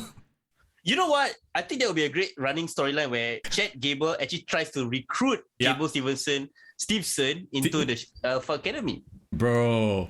Smart booking right there. How about we bring the entire Diamond Mine over, call it the Diamond Academy? Okay, no. I think Diamond losing money already. The academy there. They can close it down already. What about Chase University? Why does WWE have so many like schools and collegiate nonsense? Anyway. Okay. We are moving on. We're moving on, right? So Bobby Lashley versus Omos. You mentioned a positive. Please enlighten me. It was a short match. Bro, it was longer than another match that should have gotten more time, okay? But yeah, sure. It was 6 minutes and 35. I'm looking at it right now. Yeah, okay. And of course, clearly somebody needed to break Omos' undefeated streak. So, I mean, Lashley, come on, just humble that guy. Like, Iron Sheik used to say, I humble the man. I humble you. It makes sense that Bobby Lashley is the guy. But like I said before, Omos has been completely underwhelming. But at least you had this streak going. You're trying to build this monster. By having Bobby Lashley beat him, it feels like, oh, we've given up. Because other than the AJ Styles stuff, what else has Omos done that's like interesting? Nothing. But you agree, right? They should give up on him. There is no redeeming factor to Omos. Okay, yeah, I guess so. I guess my issue is you spend so much time building him. Maybe give him a bit more. Maybe the next person to work with him might put him over. You know, like that's where I'm coming from. But I get what you're saying. It's like, okay, like what you're saying is just give up. Just have Bobby Lashley beat him up. Because not only, oh my God, Omos is so frustrating because not only was he a failed project, you use him to beat other failed projects. Like you had him squash Dominik Dijakovic. You had him squash Commander Aziz. You had him beat Aziz and Apollo Crews together. Like, how hard can you push a guy only to have him just lose? To be fair, none of those names were really big names. No, but so at least they look fine. But they are monsters. Like, I get it. No, it's the same thing as Great Khali. Great Khali, yeah. Like at least they didn't push Omos to world title contention. but I mean, to be fair, like Khali had some interesting, like I'm trying to choose my words very carefully because I'm not going to say he had good moments, like, you know, like squishing Rey Mysterio's head like a grape. Like he had some memorable feuds. His wrestling was crap. Like obviously Omos is a better wrestler than Khali, right? But at least he had some moments. Omos hasn't really, you know, like why don't they redo the thing where who's the smallest guy on the roster, like a real babyface? Like, have him go and squish Dominik Mysterio's head. Have Rey Mysterio still there. Squish Rey Mysterio's head. You know. Okay, you know what? How to make Omos? Yeah. Actually, you just need to put him with a very sympathetic, compelling babyface. Yes. Imagine an Omos rivalry with the Mysterios. Yeah. No. Exactly. Yeah. Have him bully the shit out of Dominik, and then Rey will stand up for his kid. But then look at the size difference, and not only that, you highlight the size difference. Yeah. You potentially have a Khali versus Rey again. At least that makes him interesting. Now he's beating other giants who are also underwhelming. And I mean, Lashley needed to beat someone lah. Like it was a throwaway match. It was just a way to like kind of bring Lashley back to relevance. And he deserves to be on the WrestleMania stage after the year that he's had. Sure. I hope he's fully healed and he didn't rush back though. But it was great to see him, and then the crowd loved the fact that he was back. What happened to MVP though? Is it because he's face now, so he doesn't need MVP? I don't know, because MVP was there with him when he got injured in Elimination Chamber. So I hope that's not the case, because I love MVP as his mouthpiece. And I think he can work as a face mouthpiece as well. Yeah, for sure. But because we all know Bobby isn't the greatest on the mic. Yeah, but Lashley needs to run it back with Roman Reigns. Have they actually had a proper match together? No. I don't think so. Okay, so maybe that could be one of Roman Reigns' like hurdles moving on after WrestleMania. Yeah, because technically Bobby Lashley did beat Brock Lesnar. So doesn't that make him a more legitimate threat to the title than Roman Reigns? True that. Okay, there you go. About it. And you can have MVP feuding with Paul Heyman on the mic. I think those could be very interesting as well. This time against Roman Reigns, because last time it was Paul Heyman representing Brock Lesnar, right? Yes, that's right. Bobby who? But Tovakin says Omos equals budget Strowman. Yeah, we've talked about that before. At least Strowman as a monster, he was jacked. And he was compelling. He could actually cut promos. Yeah, Omos is like, he's too big, his voice too deep, don't know what the hell he's saying half the time. Bro, I thought he Lukaku. You must watch football, you understand. Okay. He looks like his face exactly, bro. Yeah, and then maybe after he goes away for a while, come back, he becomes a football player. Let's move on then. Johnny Knoxville versus Sami Zayn. I mean, I get it, but good God, this is you have to take the bullshit with the good stuff, and I'm fine with it. It's fine. Okay, it happened the way it should have happened. Everybody else, as in all the jackass people, got involved. Some dude showed his ass in a thong. There was a wee man who slammed Sami Zayn. Kudos to Sami Zayn for having to put up with all this shit. Mouse traps, whatever. I never grew up, I never watched Jackass. I always thought it was dumb. That's why I was secretly Sami Zayn on. I'm like, please boot these fuckers in the face. Well, I'm like you. I didn't watch Jackass. I saw clips of it and I told myself I will never watch this shit. Yeah. Because it was really shit. But one of the most memorable Raw moments ever was Umaga beating the shit out of Jackass guys. Remember? Yeah, yes. So I was like, a part of me like feels like a nostalgia when I hear of Jackass lah. But I'm gonna give you a very weird hot take, bro. Okay, go. You know, I think this is the best garbage wrestling match ever put out by WWE. Well, you know what? You're right. You're absolutely right because it served its purpose. It got Sami Zayn over. You think about it, like there's so much garbage wrestling out there in indies, and like people actually find some joy in it, and it's like really like hands in pockets, you know, Orange Cassidy. Yeah. But this is okay. Imagine you have somebody tell you, okay, you can do a garbage wrestling match, but I'm gonna give you like $1 million budget to make it amazing. Yeah.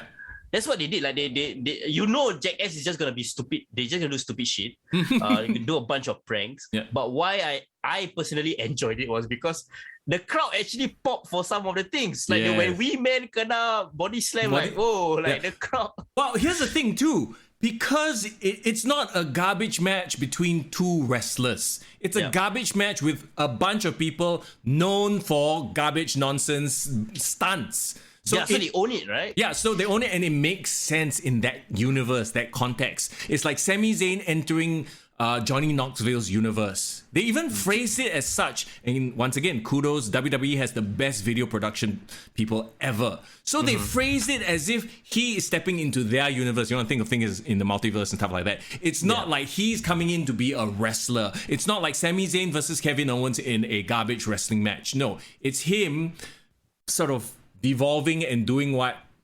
Johnny Knoxville does. In that context, I'm fine with it. So I didn't hate on it too much. It was like, okay, I get it, whatever. Like I didn't get joy out of it, but I secretly the whole time was hoping that Sammy would win lah. But I knew he was not going to win.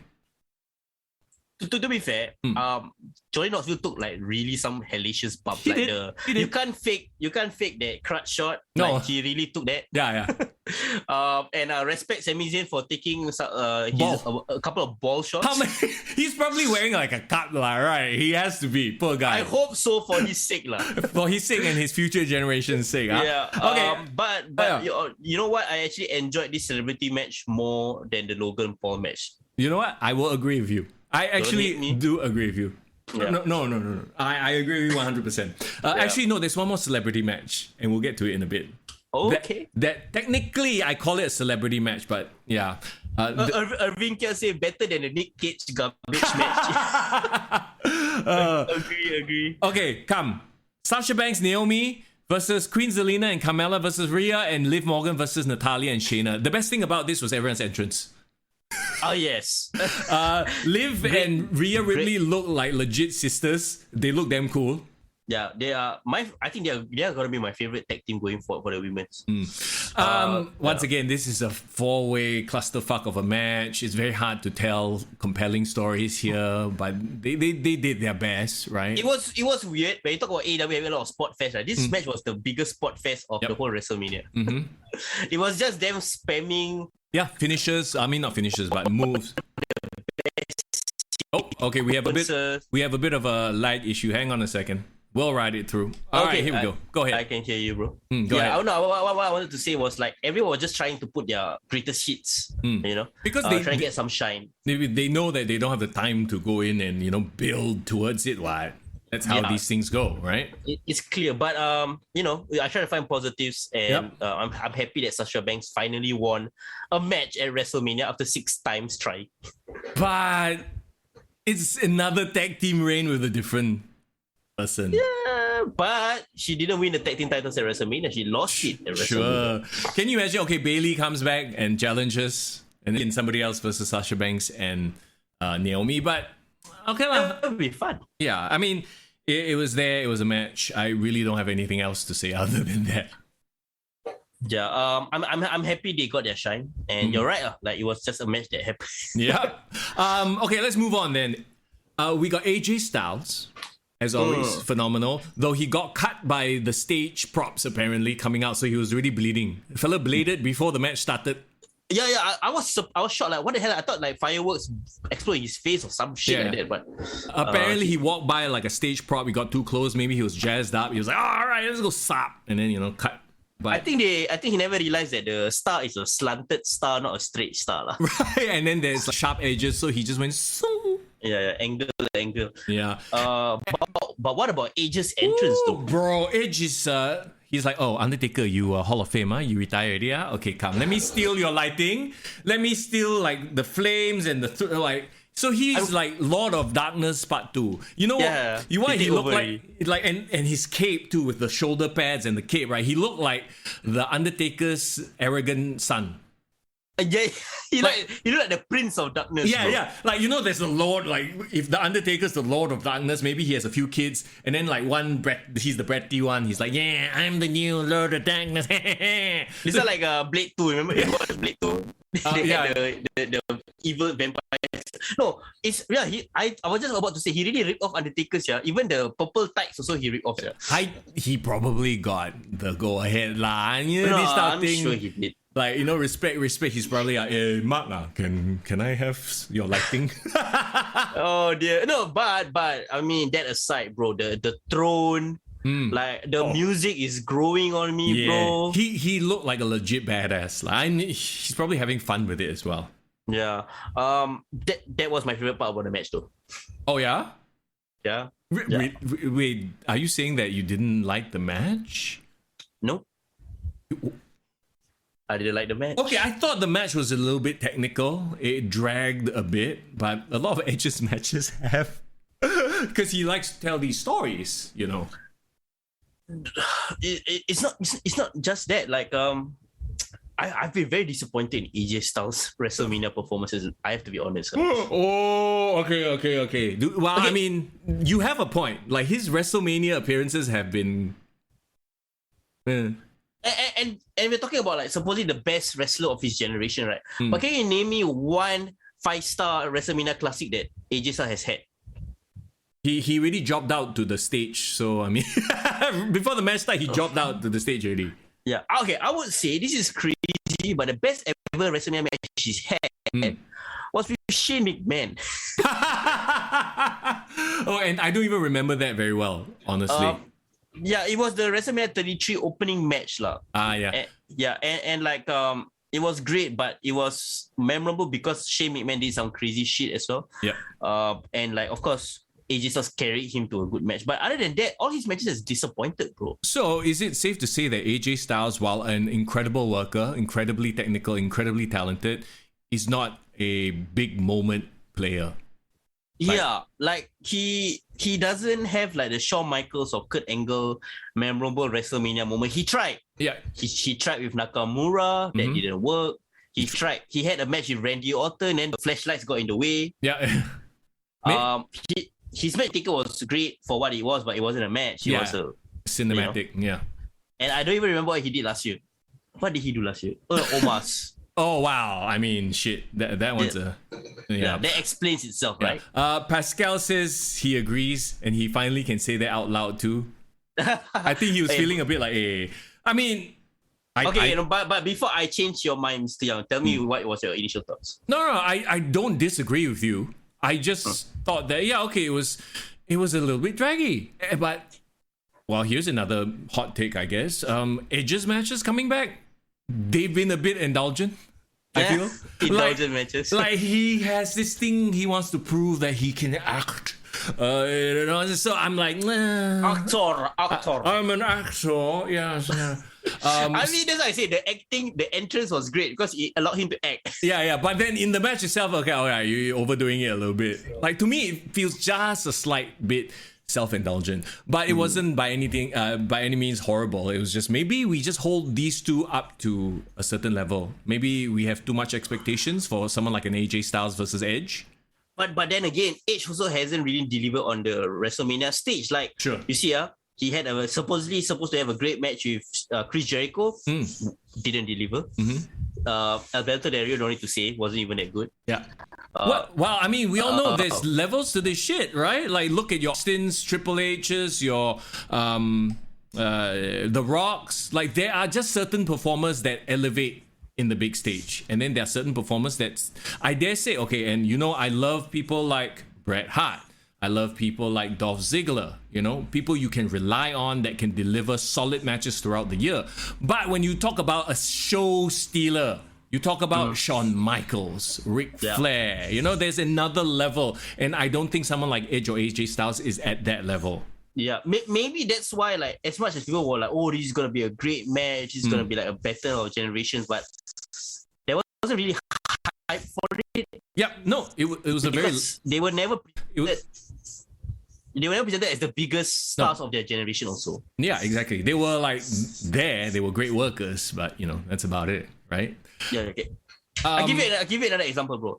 It's like Dolph Ziggler versus who was a great worker from the previous generation? Dolph Ziggler versus Shelton Benjamin. Oh, right. It's like yeah, it's not a main event for WrestleMania. Yeah, you know what I mean? Like they've built great legacies, don't get me wrong.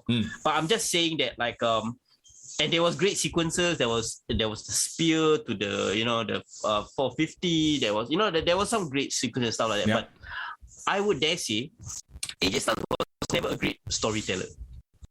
Ooh, I'm not gonna disagree with you there. He's a great in-ring worker, but in terms of like stretching a story out, especially via promos, that's not his strong suit lah.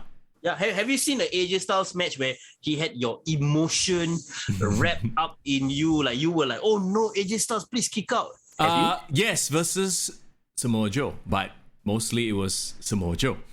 Yeah, it was TNA. Yeah. Yeah, that's the thing. Like you can never not say that about Randy Orton. Like I will always remember Randy Orton mentioned because his facials, everything. Like John Cena versus AJ Styles was amazing, but I think a lot of it was because of John Cena. Exactly. So wow, all of a sudden this became a let's shit on AJ Styles moment. No, I'm just saying that this match didn't live up to the potential. No. That's just my humble opinion. Pascal notes that the crowd was rather muted as well. Well, that's because they were still in the toilet after the women's match, or they haven't come back because they went to the toilet during the women's fatal four-way nonsense. No. They were Googling. No, they were on YouTube trying to find the name for the entrance for Edge. They want to like save it to their Spotify. What's this cool? I need this song on my Spotify right now. Badass Alter Bridge. Let's go. Okay. Let's move on then. And while I went to the toilet to take a shit. Fucking match. Okay.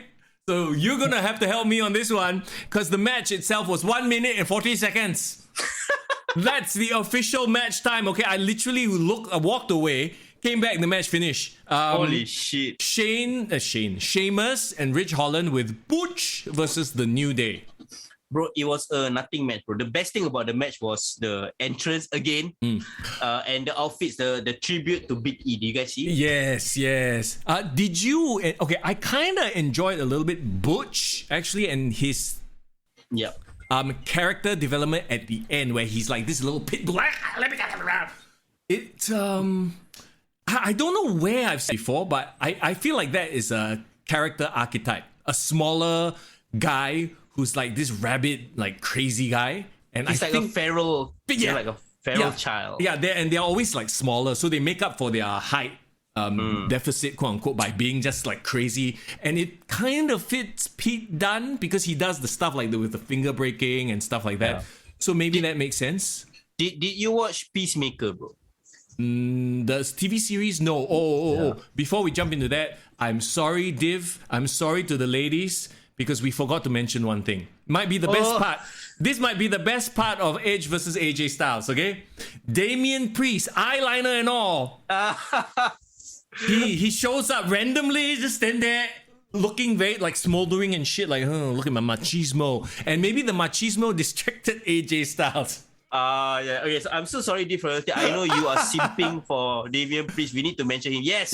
The best part about the match was also the aftermath, like the post-match development that maybe Edge is gonna build up his own new Brood faction. Yeah, Ministry of Darkness, perhaps. He used to be in the Ministry of Darkness, and if it makes sense, right? Now he has like a throne, he has a fucking cape and everything. So yeah, and like.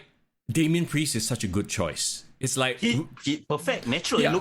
They look so good together. yeah. And what I took away from it, yes, they look good together, but also Damian Priest is in need of a refresh. Like, yeah, this whole, I have a good side, I have a bad side, Damian Priest. Like, that shit was just like roll eye, but now he has this dark edge. Pun not intended, but very but he serendipitous. can even play this dark side, good side, like in the context of this association with age, in my opinion. And I mean, this too tall, good-looking, long-haired man. I mean, like, the girls are gonna be like, yeah, I'm gonna be tuning in for that. Well, I hope it's not Edge being in a tag team. I hope he becomes the mentor. I hope they find more people to build like a Ministry of Darkness. Bro, I was thinking, right, more members, right? You know who perfect? Who? It's just my opinion, if they have Rhea Ripley be part of it somehow. What about Liv? Liv might by association, but like I just think Rhea Ripley just so perfect because she's tall, she got that dark like aesthetic to her. She looks a bit menacing, and then like I mean, if the three of them, I think they will make like a great like faction that can like everyone go for different titles. You know what I mean? What if, bro? They are like, let's rebuild the Ministry of Darkness. They have like a 10-person stable.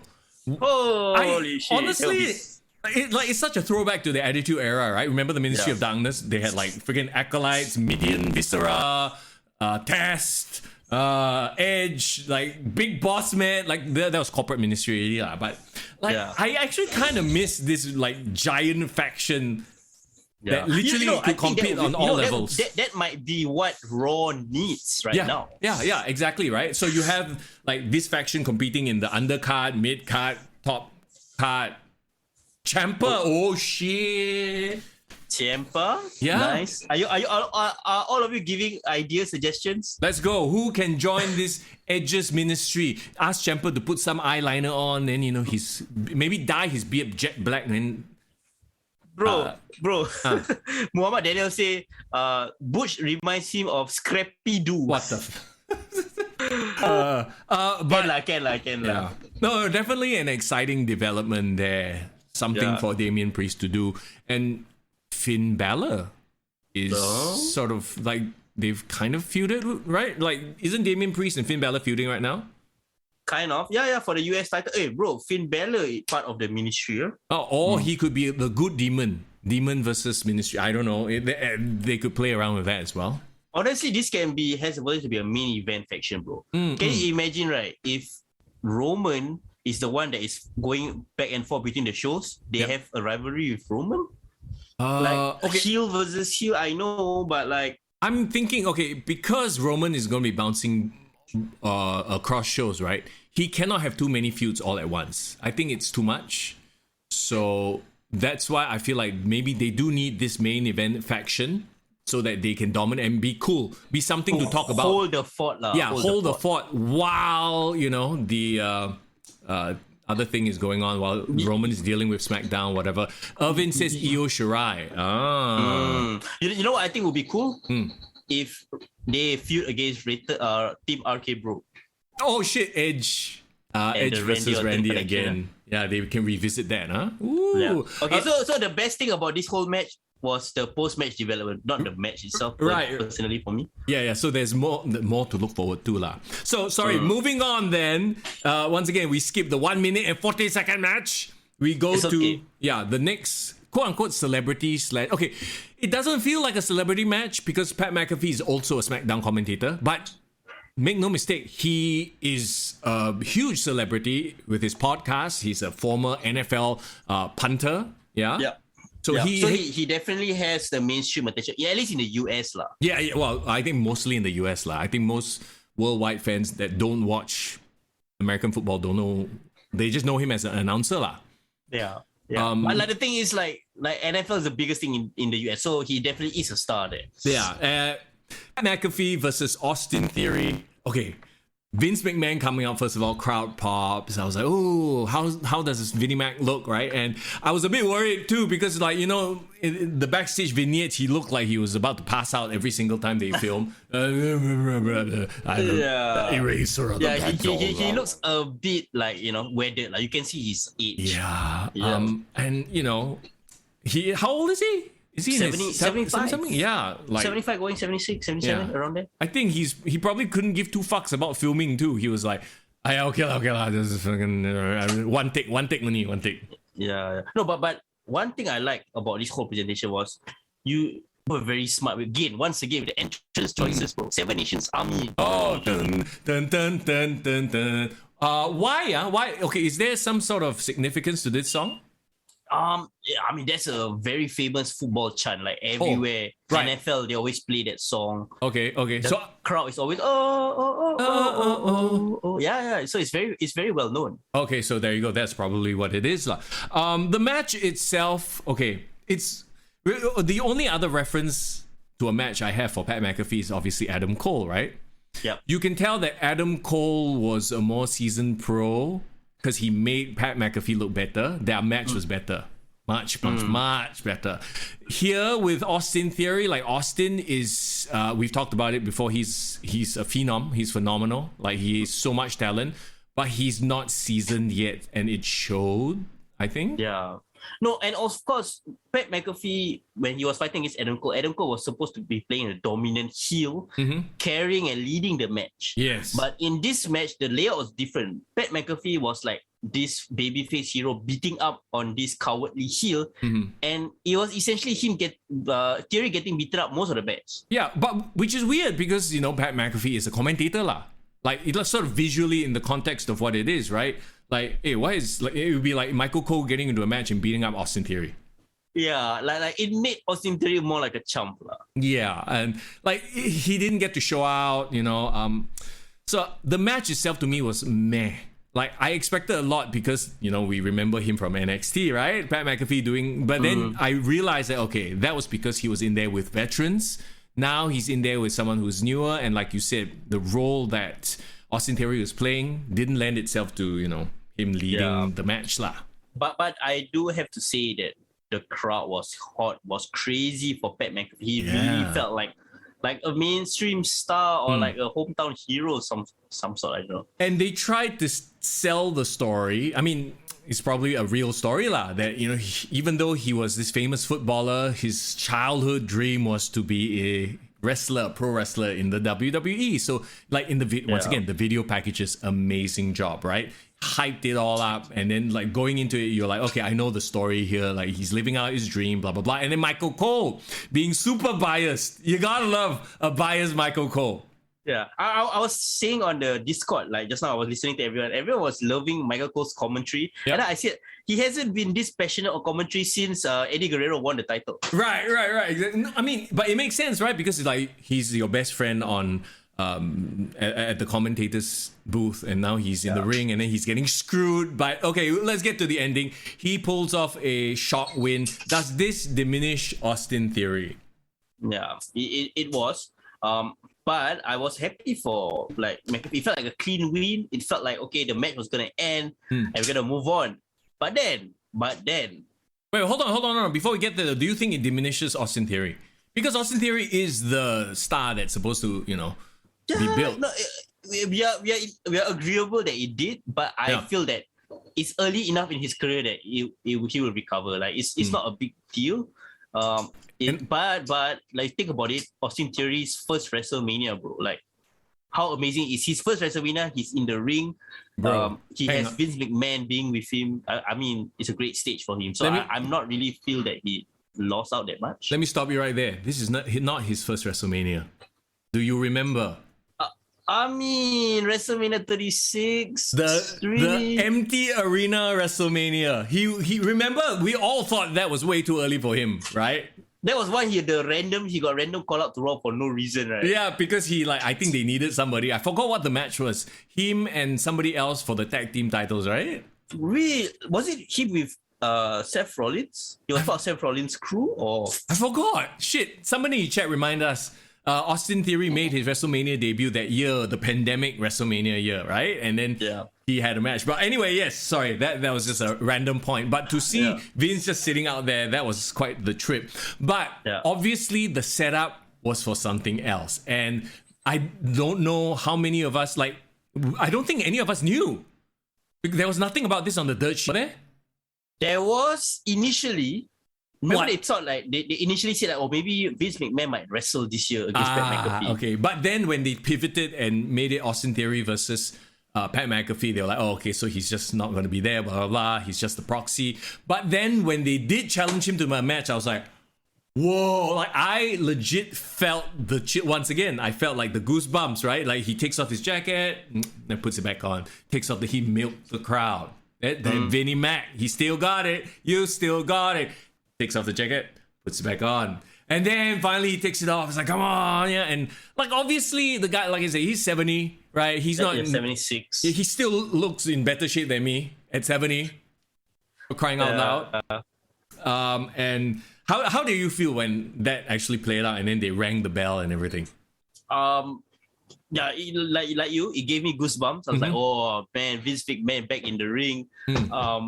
But I know for a fact, like, come on, you're not gonna let Pat McAfee lay his hands on the boss. No. Like, there's gonna be something. There's some mission, and he goes. So when Austin Theory interfered, I'm like, okay, yeah, this makes sense. Yeah. But then when Vince McMahon beat Pat McAfee, I felt like it couldn't end like that because you just basically erase Pat McAfee's win. Yeah, but also when it happened to, I was like, okay, and they purposely dragged it out. They didn't immediately go to what was next, which is, once again, this is all timing.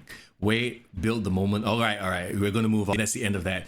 And then the glass shatters, and I literally like.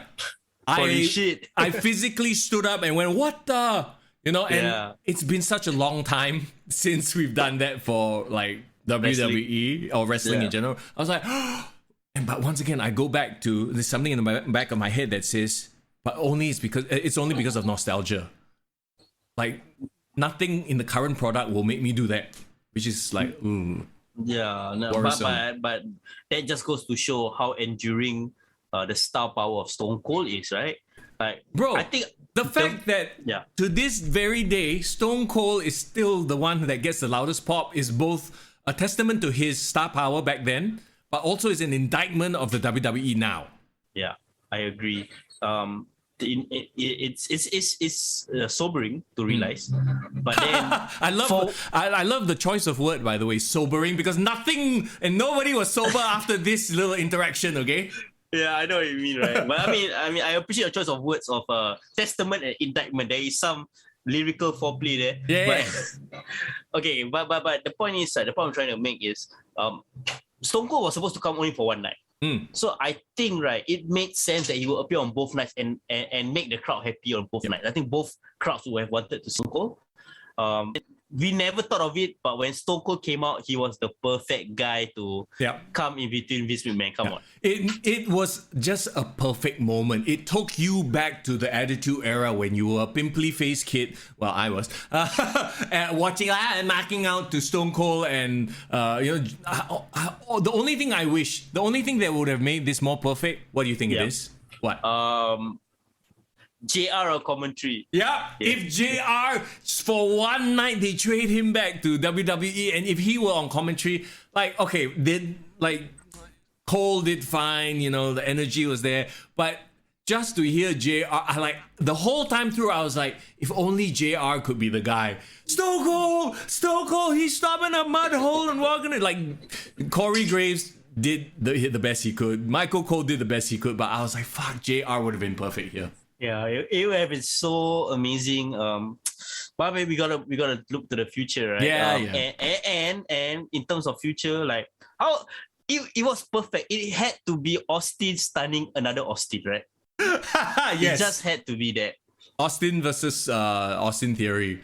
Stone Cold, yes, he did work overtime this weekend. But then we get to Stone Cold and Vince, and they played the whole thing out like, hey, friend, we drink beer together. And you knew exactly what was going to happen, but it was like, fuck it, just enjoy the ride, right? Like how, like literally when that whole thing was playing out, I was watching it with a smile on my face. Yeah, it was, it will never get old. I think both of them can be 100 years old, right? They will still do this. Do we really want to see that? Because, okay, as it is, right now, freaking... they drink the beer. Austin kicks him in the gut. Well, hey, the kick to the gut is the finishing move. Okay? And respect the kick to the gut, guys. Vince, did he forget how to take a stunner? Was he drunk from the one beer? Because he starts stumbling all over the place, and then Austin had to like walk to him, grab his head. Hey, I'm going to stunner you. I'm going to. It was comical, but I actually laughed and enjoyed the hell out of it. Yeah. I feel like if we didn't grow up in the Attitude Era, we might think this was hokey, but Yeah. I enjoyed every second of it. Okay, first of all, I think let's agree, Vince McMahon never had the ability to take a good stunner. No. Even when 20 years ago, right? No. His first ever stunner he took, it was the worst sell role ever. Yeah. So like this time around, I think the force of Stone Cold's kick to his gut was so powerful. He just collapsed to the ground. And like he thought like that was the finisher. Like, hey, I'm done already. Oh wait, shit! No, there's still the head to go down. And I mean, yeah lah, he's 70 plus. You can't expect him to like flop down to his knees. Even Austin, when he delivered the stunner, you notice he doesn't go down flat on his ass because it's terrible on his hips and his spine. It's funny because when he tried he lifted Vince McMahon up and used the ropes to help him. Yeah. And then he guided his head. He's like, okay, there you go, there. Come down. It's like slowly like okay, It's like leading a man, like an old uncle into the old folk home. Like, okay, come time to go back to your room. Walao. But all that aside, it was the moment. It was one of those things. It was the moment you felt the energy. It brought back all these memories. That is what the WWE does so well, and they can do it because they have the history. It made the second night. Like I felt like the second night wasn't going that well. That gave it like something newsworthy, like to take home with. Because honestly, I felt like there wasn't really that much good matches in night two, or like in terms of the night two matches, the ones that supposed to live up to the potential didn't live up to the potential. No, you're 100% right. They didn't have a Bianca Becky. They didn't have a Cody versus Seth. All the matches were just kind of there. All these matches, let's put it this way, all the matches that happened on night two could have happened on any other pay-per-view. It would have been just another pay-per-view, right? I think night one was the work rate night. Like it was the night where we had all the good matches, and then night two was really just about having fun, I guess. So once again, I posit this question to you: if we took out Stone Cold's involvement completely, this might have been rough. Yeah. Except for one or two matches, this might have been rough. Okay. Yeah, I mean, you know what? After doing this, well, I will go and take a nap. But while I'm lying down on my bed, I will rewatch that segment just for the feels. Yeah. I mean, you're right. Like other than Stone Cold, Triple H coming out to like put his boots there, we didn't even talk about it. How could we have forgotten it? The first thing I fully expected once the national anthem and all that stuff was done, I fully expected Randy's RK Bros theme to play, right? But no, it's time to play the game. I was like, what? And I was about to say, I'm glad he didn't like cut a long ass promo. He just welcomed everyone to WrestleMania and then put his boots down. He didn't make it a big thing. But also he milked the crowd reaction for damn long. I mean, give it to him lah. His first time seeing the crowd for so long. Putting the boots down was I think it was very emotional. It was a great way to thank the fans for us to see him one more time. He's gonna be in the Hall of Fame next year, right? Maybe, yeah. He should be, right? We've seen the last of Undertaker. We've seen the last of Triple H. It's very interesting. The end of an era truly happened, but 10 years later. Yeah. Well, I mean, I think, like, I believe he's even said it, like, he expected to have at least one more match and for it to be a retirement match. And this heart condition basically has made it such that, no, you can't have one more match. What was discussed when he said in the interview was he wanted to do a retirement tour. Yep, there we go. But he wants to, it wasn't meant to be. And it's okay. Like he has such amazing legacy. Yeah, and not only that, now he gets to have his final. Well, not his final appearance, but he gets to do the retirement thing, put the boots down at WrestleMania, winning the show. So he got his moment. Yeah, he did. And like at the end of the day, we're looking at the future right now, and his contributions to the wrestling industry that in the last 10 years has been like indelible. So he lives on in his star students, you know what I mean? Like Seth, Oh, you mean he has created all these wrestlers that will become the foundation of AEW? Is that what you're saying? Yeah, apparently. Jilted lover. Okay, sorry. Let's jump right back to the main event, and we have Roman Reigns versus Brock Lesnar. The presentation, the crowd, they were still hyped for it. Like even after 4 hours, probably 5-6 hours of being there, the energy level did not drop. This crowd was like, way to go, Dallas. This is like a star crowd.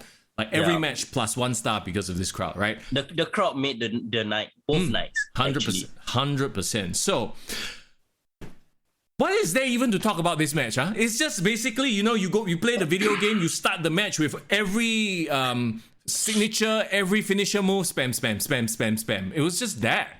Right. Okay, I don't know what else to say, but I think this was essentially a Goldberg versus Brock Lesnar match. Yeah, sure. It was just that. But I don't know what else I was expecting. I mean, I expected it to be a proper wrestling match, but then again, it's WWE wants to make a main event match this format nowadays. Do you think it's the quote unquote UFC influence, right? Where sometimes these matches can just end on a sudden note. So that shock finish vibe, because they traded big moves back and forth. I at no point did I feel like, oh, this was going to be the end of the match, so maybe that's what they were going for, like, okay, let's not drag this out and make this a hole for hole sort of a thing. They just everyone spam, so you don't know when the finish will come. But I think that's the wrong thing. I think they should have had a proper wrestling match. Because Brock Lesnar can have a wrestling match. The best part about Roman Reigns matches recently was when he's doing wrestles and he's talking trash to the crowd. Like, like you really using character work. Yeah. And like I feel like they didn't use the best of each one of their strengths. Like I don't think Brock Lesnar's best strength is doing spamming moves. I think it's him throwing people around and like kind of dominating the competition, but not just by, suplexes and F5s. I think he could have done a well-paced, thought-out layout of a match. Even if they brawl in the crowd, right, they would have still given me something more. Was it interesting that the Usos weren't around for this match? Like, they tried to keep it as clean. I mean, there's Paul Heyman, but it was as clean as it gets. Like, it wasn't like a massive, like, everybody gets involved deal. I don't know whether I missed out any backstage segment where Roman Reigns told the Usos to stay at the back or something, but it felt like, like maybe they really wanted it to be undisputed, like really this is the champ. Yeah, they wanted to put Roman Reigns over hard lah. Yeah. So, but like the finish didn't feel like it was supposed to be the finish, in my opinion. Yeah, so on Discord as well, everyone was like, what the hell? Like, really? That was the finish, And do you think it's just a case that was so high to a point where there was no way to make this, as good as the hype had it up to be? You know what I mean? It's like expectations were too high already. I disagree, because I felt like this was the same issue with the triple threat women's match in WrestleMania 35. It ended by a random Piper spit, and it didn't feel like the ending, but it was apparently the ending. Like, what the fuck? Is that it? Right. And it didn't build up to that finish. Like it felt like it was still in the middle of a sequence leading up to another finish. Yeah. So I was a bit confused by the way they tried to end that match. It wasn't. It was a very anticlimactic ending, and there was no one coming out after that. It just ended. Yeah. So, okay, it finished with a random sort of like a reversal of the Kimura. Or was it? No, he got out of the Kimura, then all of a sudden, bam, spear. That's it, right? So that was the big finish. Yeah. And you expected Brock to kick out of that because, he's kicked out of many spears already. Are they trying to, and I'm just playing devil's advocate here, because like we talked about WrestleMania, the expectation is everyone kicks out of everyone's finisher. So... so you make it such that it is super unpredictable that all of a sudden he just loses in that moment, and then this sets up backlash. So you have an excuse. If they were to set up another match, I think then it defeats the whole purpose of it being like the biggest WrestleMania main event of all time. I think this should have been the rivalry ender, bro. I wouldn't have minded, right, if Roman Reigns dominated the shit out of Brock Lesnar. It became a one-sided thrashing victory. Really? I know it wouldn't be realistic. Yeah. but at least you know definitively Roman Reigns is the better man. Right.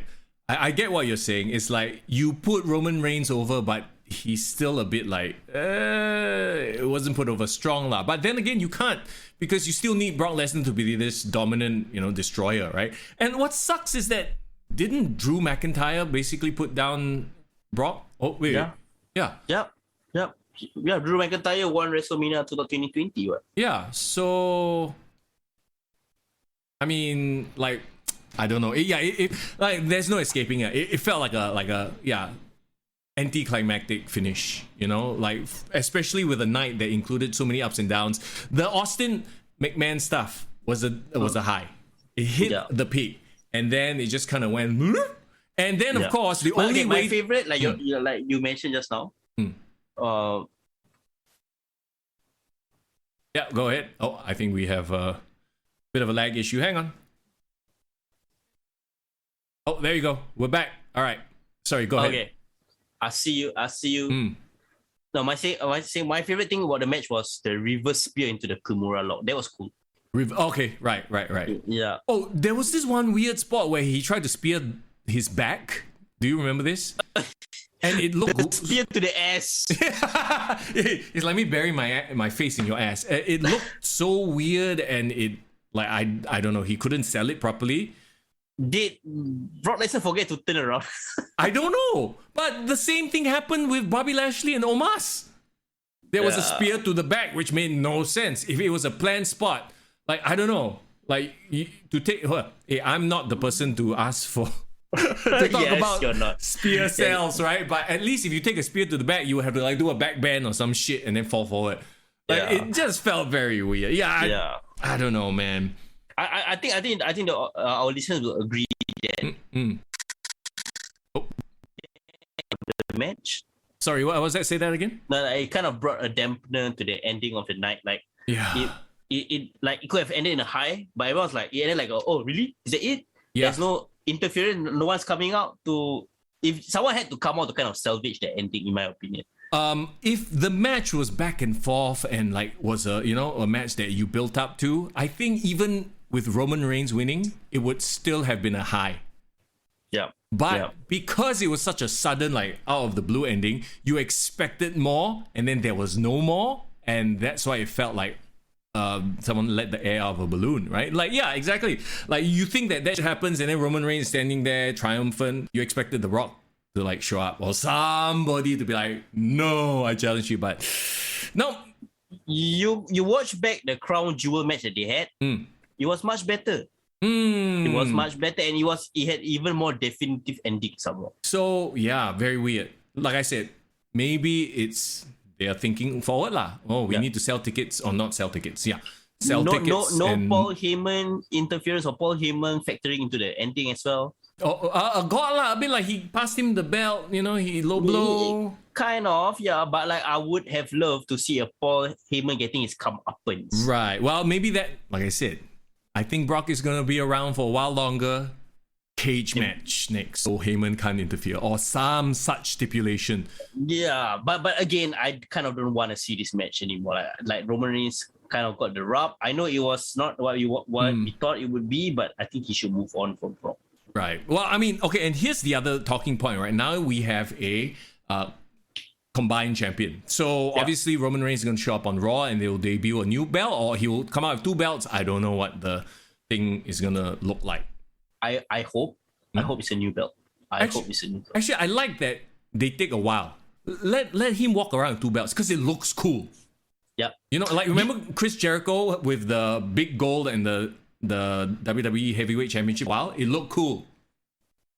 Yes, and then they eventually debuted what would be the WWE Championship on SmackDown, right? That's right. After.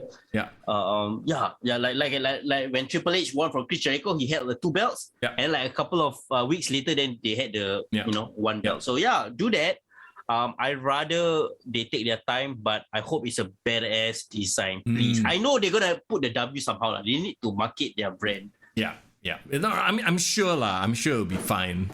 I hope it'll be fine. Anyway, there you go. That's WrestleMania Night 2. Night 1 better than Night 2? Yes. Look, Night 1 was better. to me, like the nostalgia factor pushed the crowd, and the nostalgia made this way better than it was. So like night 1, I would give it an 8.5. Night 2, I would give it an 8 or 7.5 thereabouts. You know, I would give night 1 around like what you said, but in terms of alphabet grading, I'll give it an A-. I love how you always like different grading system. You know. It's okay. I think it's good to have more perspectives. But yeah, I will give it a high B+, just there A-. But night 2, like a B-. Okay, I mean it's still respectable, but like I said, it was. Take out the Vince McMahon, take out the Austin stuff. I think those grades dropped drastically already. Would it have been a better WrestleMania than last year or last 2 years? Oh yeah, like 1,000%, yes. Even with the crowd coming back last year, this WrestleMania was still better, right? This WrestleMania felt like the old WrestleMania, the WrestleManias of old, you know? I wanted to see a couple of like responses to the poll that we did for night 1. So for night 1, Irvin said 8 out of 10, minus point for the Book's injury and the sloppy Rousey match. Jerry Donut said 9 out of 10.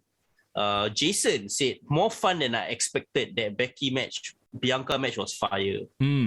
Very interesting. Shafiq the Slayer said 10 out of 10. Night 1. Okay. Like, I mean, yeah. Underscore Fuka is 9.5 out of 10. Woo! Jin Long 7.5 out of 10. Wow. Jin Long got high standards, yeah. Yeah, Zerfken, I'm so sorry I can't pronounce the name. A. Faris Farhan, another Farhan, what's up? 7. And the best come from Naomi, Naresh Shak, our colonizer. It was shit. Wait, what? Stop. Is she talking as the colonizer? I don't know, but she just said shit. I refuse to believe that. Yeah. Well, that's what she said. So I guess the rest of them gave their gradings as well on our chat. But I think most people are in agreement. I think night 1 was better. Yes, 100%. Well, it'll be interesting to see what happens on the Raw after WrestleMania. Always big things. Expect Cody Rhodes to say some stuff. That would be big. Yeah, expect Roman Reigns to show up with 2 belts. Expect Veer. Finally, Veer coming. I swear, no, he's like, I hope he gets the biggest pop of his entire career and they just hot shot it. Yeah, I think Veer will be the most unexpected, most popular superstar on Raw. And literally, he didn't do anything. He's just like, all of the promo packages. Yeah, then WWE can lay claim to the fact that they actually really created a star with Veer. Oh shit! Unexpected star. Yeah. Tovakin says night 1 8, night 2 6. Oh, okay. Guys, thank you so much for hanging out with us as we talked about both nights of WrestleMania, a little bit of Stand and Deliver. I know it's a lot of wrestling, and like I said, I think after Raw, I might just chill out with the wrestling for a week and just not, watch too much, play the game and stuff like that. But here's the thing. This upcoming weekend on Saturday, Grapple Max has their second live event post-COVID called COVID 2, the second dose. Yeah, second dose. Yeah, so, very smart marketing right there.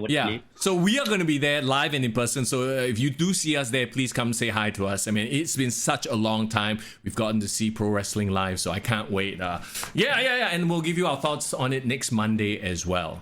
Can't wait to see you, Mister Young, live after so long as well. Same. So, chat, once again, thank you so much for hanging out. If you're listening to the podcast, we thank you for downloading. Remember to come join us on the Discord for more chats outside of the podcast as well. And of course, check out our Patreon. Links all in the description. Different tiers with different benefits and whatnot. We're going long today. We're going as long as WrestleMania, but it's been a stupendous one, and we thank you for hanging out. Yeah, it's been a stupendous podcast and a long-running podcast, appropriate for WrestleMania weekend. And thank you so much, guys. Please take a break from wrestling. Yes. Go relax, detox. Go watch something other than wrestling. All right, it's Mister Young. And it's Fern in the building. Take care. Kick to the gut. I like it.